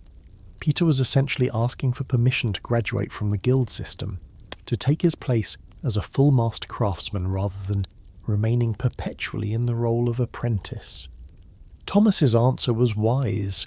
You will know when you know, because readiness isn't just about technical skill, it's about psychological maturity, emotional resilience. the capacity to carry enormous responsibility without breaking. You think about the modern world you come from, where people change careers multiple times, where commitment to a single craft for an entire lifetime is increasingly rare. There are advantages to the flexibility. People can explore different interests, find work that truly suits them, avoid becoming trapped in miserable situations. But there's also something lost, the deep satisfaction that comes from decades of dedicated practice. From mastering a craft so thoroughly that your hands move without conscious thought. From becoming part of a tradition that extends beyond your individual existence. Thomas will never be famous. Historians won't write about him. His name won't appear in chronicles of the kingdom except perhaps in palace employment records that almost no one will ever read. But his work is real and important in ways that fame and recognition can never capture. Every morning for 29 years, he has ensured that the king eats safe, satisfying bread. That contribution to the kingdom's stability, to the king's health and peace of mind, is incalculable, even if it's invisible to most people. The sun has climbed higher now, its rays reaching the bench where you sit, beginning to warm the cold stone. You close your eyes and tilt your face toward that warmth, feeling the contrast between the sun-heated skin of your face and the chill still emanating from the stone beneath you. You think about the king in his private chambers, now deeply engaged in governance, signing decrees, hearing petitions, making decisions that affect thousands of lives. His breakfast is long finished, the exceptional soft bread now fully digested, converted into energy that fuels his body and mind through the demanding work of kingship. Does he think about that bread anymore? Does he retain any consciousness of the taste and texture that gave him such pleasure an hour ago? Probably not. The bread has served its purpose and faded from awareness, as food typically does once consumed. But the comfort it provided, the reassuring consistency of a routine perfectly executed, the simple pleasure of familiar taste and texture continues to influence the king's mood and effectiveness, even if he's not consciously aware of the connection. This is the ultimate invisibility of service work when done perfectly. It seems not to exist at all. The king experiences his breakfast as effortless, as simply the natural state of things, because Thomas and his team work so hard to make it appear effortless. The enormous effort required to produce that illusion of simplicity is the secret that Thomas carries, the burden he bears willingly because the work itself provides meaning. You open your eyes and notice that the bakehouse door is now ajar. Someone has entered to begin preparing for tonight's shift. Probably one of the preparers arriving early to inventory supplies. Check that cleaning was completed properly. Perform the small maintenance tasks that accumulate over days and weeks. The work never truly stops. Even when the bakers sleep, the bakehouse breathes and waits, ready for the next cycle. You stand from the bench, your body stiff from sitting in the cold, and stretch carefully. Your own night of observation is complete. The story told, the process witnessed from beginning to end. You've seen how simple ingredients, flour, water, yeast become something extraordinary through the application of knowledge, skill, and dedication. But more than that, you've witnessed something about human nature itself, the capacity for sustained excellence, the ability to find meaning in repetitive work, the profound satisfaction that comes from being reliably good at something important. Thomas doesn't need variety or novelty to remain engaged with his work. He finds depth in repetition, discovers new challenges within familiar patterns, experiences the pride of craftsmanship even after 29 years of making essentially the same bread night after night. You walk slowly toward the palace gates, your mind already beginning to organize the night's observations into narrative form, struggling to find language adequate to convey the intensity and significance of what you've seen.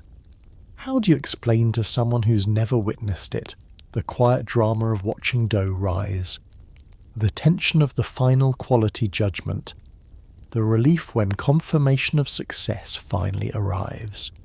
The palace guards at the gate nod as you pass through, their expressions neutral, uninterested in your presence now that you're leaving.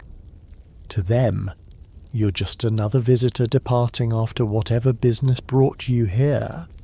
They have no idea that you've spent the night underground, watching bread being made with the care and precision usually reserved for sacred rituals. Beyond the palace walls, the town is fully awake and bustling with morning commerce. Merchants are opening shops, craftsmen are beginning their day's work, housewives are negotiating with vendors in the market square. Life continues in its ordinary rhythms, and almost no one here knows or cares that the king ate exceptional bread this morning, that a team of bakers worked all night to produce it, that the process will repeat tonight and tomorrow night and every night for as long as the kingdom stands. This is the nature of essential work performed behind the scenes. It's invisible to most people, noticed only when it fails. The bakers labour in obscurity, their success measured by the absence of complaint rather than by active praise. Only when the bread arrives late or poorly made does anyone beyond the royal chamber become aware that bakers even exist. You wonder if this bothers Thomas, if he ever resents the lack of recognition. But then you remember his face when he spoke about stewardship, the quiet satisfaction in his voice when he described being part of tradition larger than himself. He doesn't need public recognition, because he has something more valuable, the private knowledge that his work matters, that he's contributing to something important in ways that few people can or will. The streets you walk through are filled with people pursuing their own versions of this principle: the cobbler mending shoes, the seamstress stitching clothing, the blacksmith shaping metal. Each person is engaged in work that seems mundane on the surface, but that provides essential services to the community. Remove any one of these craftsmen and life becomes noticeably harder for dozens or hundreds of people. Collectively, their work creates the infrastructure of civilization, the thousand small services that allow complex societies to function. You find yourself at the town square now, sitting on the edge of the fountain that's not flowing in December, watching people move through their morning routines. A young mother is buying bread from a vendor, not royal bakehouse bread, obviously, but simple loaves intended for working families. The bread is darker, coarser, probably more nutritious than the ultra-refined white bread Thomas produces. The mother inspects the loaves carefully before selecting 3, then carefully counts out coins from a small purse. That transaction, the purchase of bread, is so ordinary that no one even glances at it. But embedded in that simple exchange is a whole universe of labour and knowledge: the farmer who grew the wheat, the miller who ground it into flour, the baker who transformed it into bread, the vendor who brought it to market. Each person along that chain performed their role competently enough that a mother can reliably feed her children without worrying about whether the bread is safe or adequate. This is civilization functioning as it should: complex networks of specialized labor creating abundance and reliability that would be impossible if every family had to produce everything they needed themselves. The mother doesn't need to know how to bake bread because professional bakers do it for her. The baker doesn't need to grow wheat because farmers do it for him. The farmer doesn't need to forge his own tools because blacksmiths exist. And at the top of this pyramid of specialized labor, the king eats bread so refined and carefully prepared that it required a team of 12 people working all night to produce 6 loaves. That might seem wasteful or excessive, all that effort for one person's breakfast. But perhaps it's actually a symbol of something important: the idea that every person, regardless of rank or station, deserves to have their needs met with care and attention. The king's bread isn't just about feeding one powerful individual. It's about maintaining a standard of excellence that reminds everyone, from the bakers to the nobles to the common people, that quality matters. that craftsmanship has value, that some things are worth doing well even when no one is watching and recognition is unlikely. The fountain's stone edge is cold beneath you, much like the bench was earlier, and you realise you're exhausted, your body informing you that you've been awake for over 24 hours now. You should find lodging and rest before attempting the journey home. But you're reluctant to sleep yet, not wanting to let go of the impressions and insights from the night, fearing that rest will dull the sharpness of what you've experienced. So you sit a while longer in the December morning sun, watching the town conduct its business, thinking about bread and kings and bakers who work through the night, about traditions maintained across generations, about the quiet satisfaction of competence in one's chosen craft. You think about Thomas sleeping now in his quarters, his scarred hands finally at rest, his mind released from the constant vigilance that characterises his working hours. In 12 hours, those hands will be kneading dough again. The process will repeat with minor variations but fundamental consistency. Flour will be measured, water heated, starter incorporated, dough kneaded and shaped and baked. And somewhere in the royal chamber, a king will eventually sleep and will eventually wake and will expect to find warm, soft bread waiting for him as it has always been, as it always will be for as long as skilled bakers maintain their vigil in the bakehouse below. The continuity is beautiful in its way, reassuring, even comforting. In a world where so much changes and shifts and dissolves, there's something valuable about work that remains constant, about traditions preserved and honoured, about craftsmen who show up night after night to do their job with excellence, whether anyone appreciates it or not. You finally stand from the fountain's edge, ready now to find rest. Your night with the bakers has ended, but the baker's work continues, an endless cycle of flour and fire and fermentation that will outlast your memory of witnessing it. And that's perhaps the most important lesson of all. The work is larger than any individual observer or participant. It exists in its own right, sustained by its own internal logic and purpose, independent of recognition or reward beyond the simple satisfaction of doing it well. As you walk toward the inn where you'll spend the day sleeping, you pass a bakery, one of the town's commercial operations that supplies bread to ordinary families. Through the window, you can see an elderly baker pulling loaves from an oven, his movements practiced and efficient. He's probably been doing this for 40 years or more, producing thousands upon thousands of loaves, feeding his community with the same quiet dedication that Thomas brings to the royal bakehouse.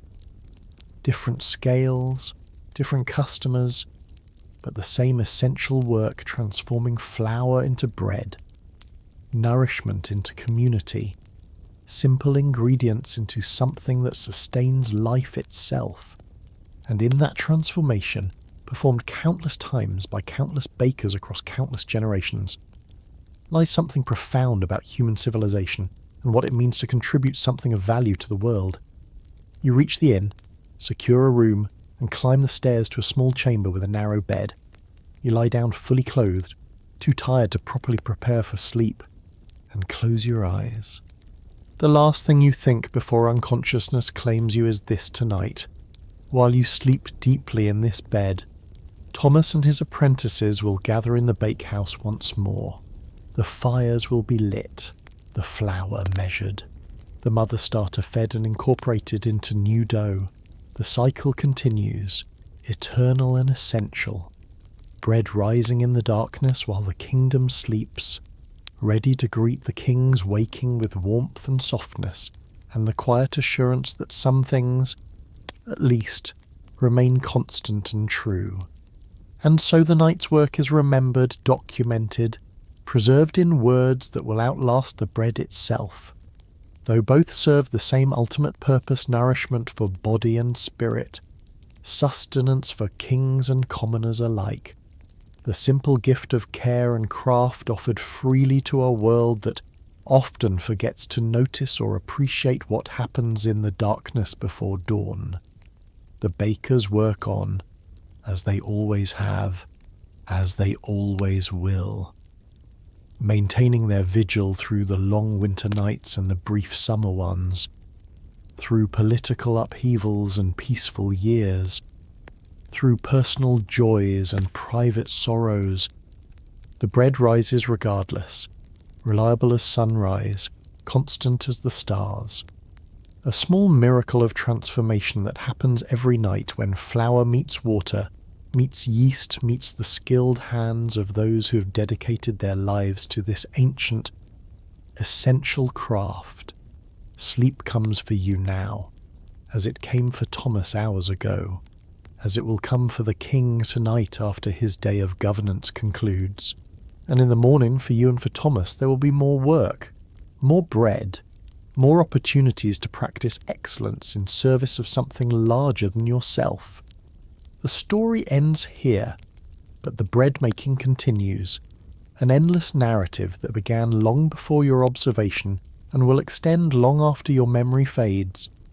And somewhere in that continuity, in that faithful repetition of essential work performed with love and care, lies something worth celebrating, the quiet heroism of ordinary people doing extraordinary work that makes civilization possible. One loaf at a time, one night at a time, forever and ever. As long as there are bakers willing to rise in the darkness and transform simple flour into the daily miracle we call bread. Sweet dreams, dear listener. May your rest be peaceful, your sleep deep, and your waking gentle. And when you next taste bread, any bread, whether royal or common, perhaps you'll remember the hands that made it, the hours of labour it represents, the tradition it embodies, and the simple human excellence it demonstrates.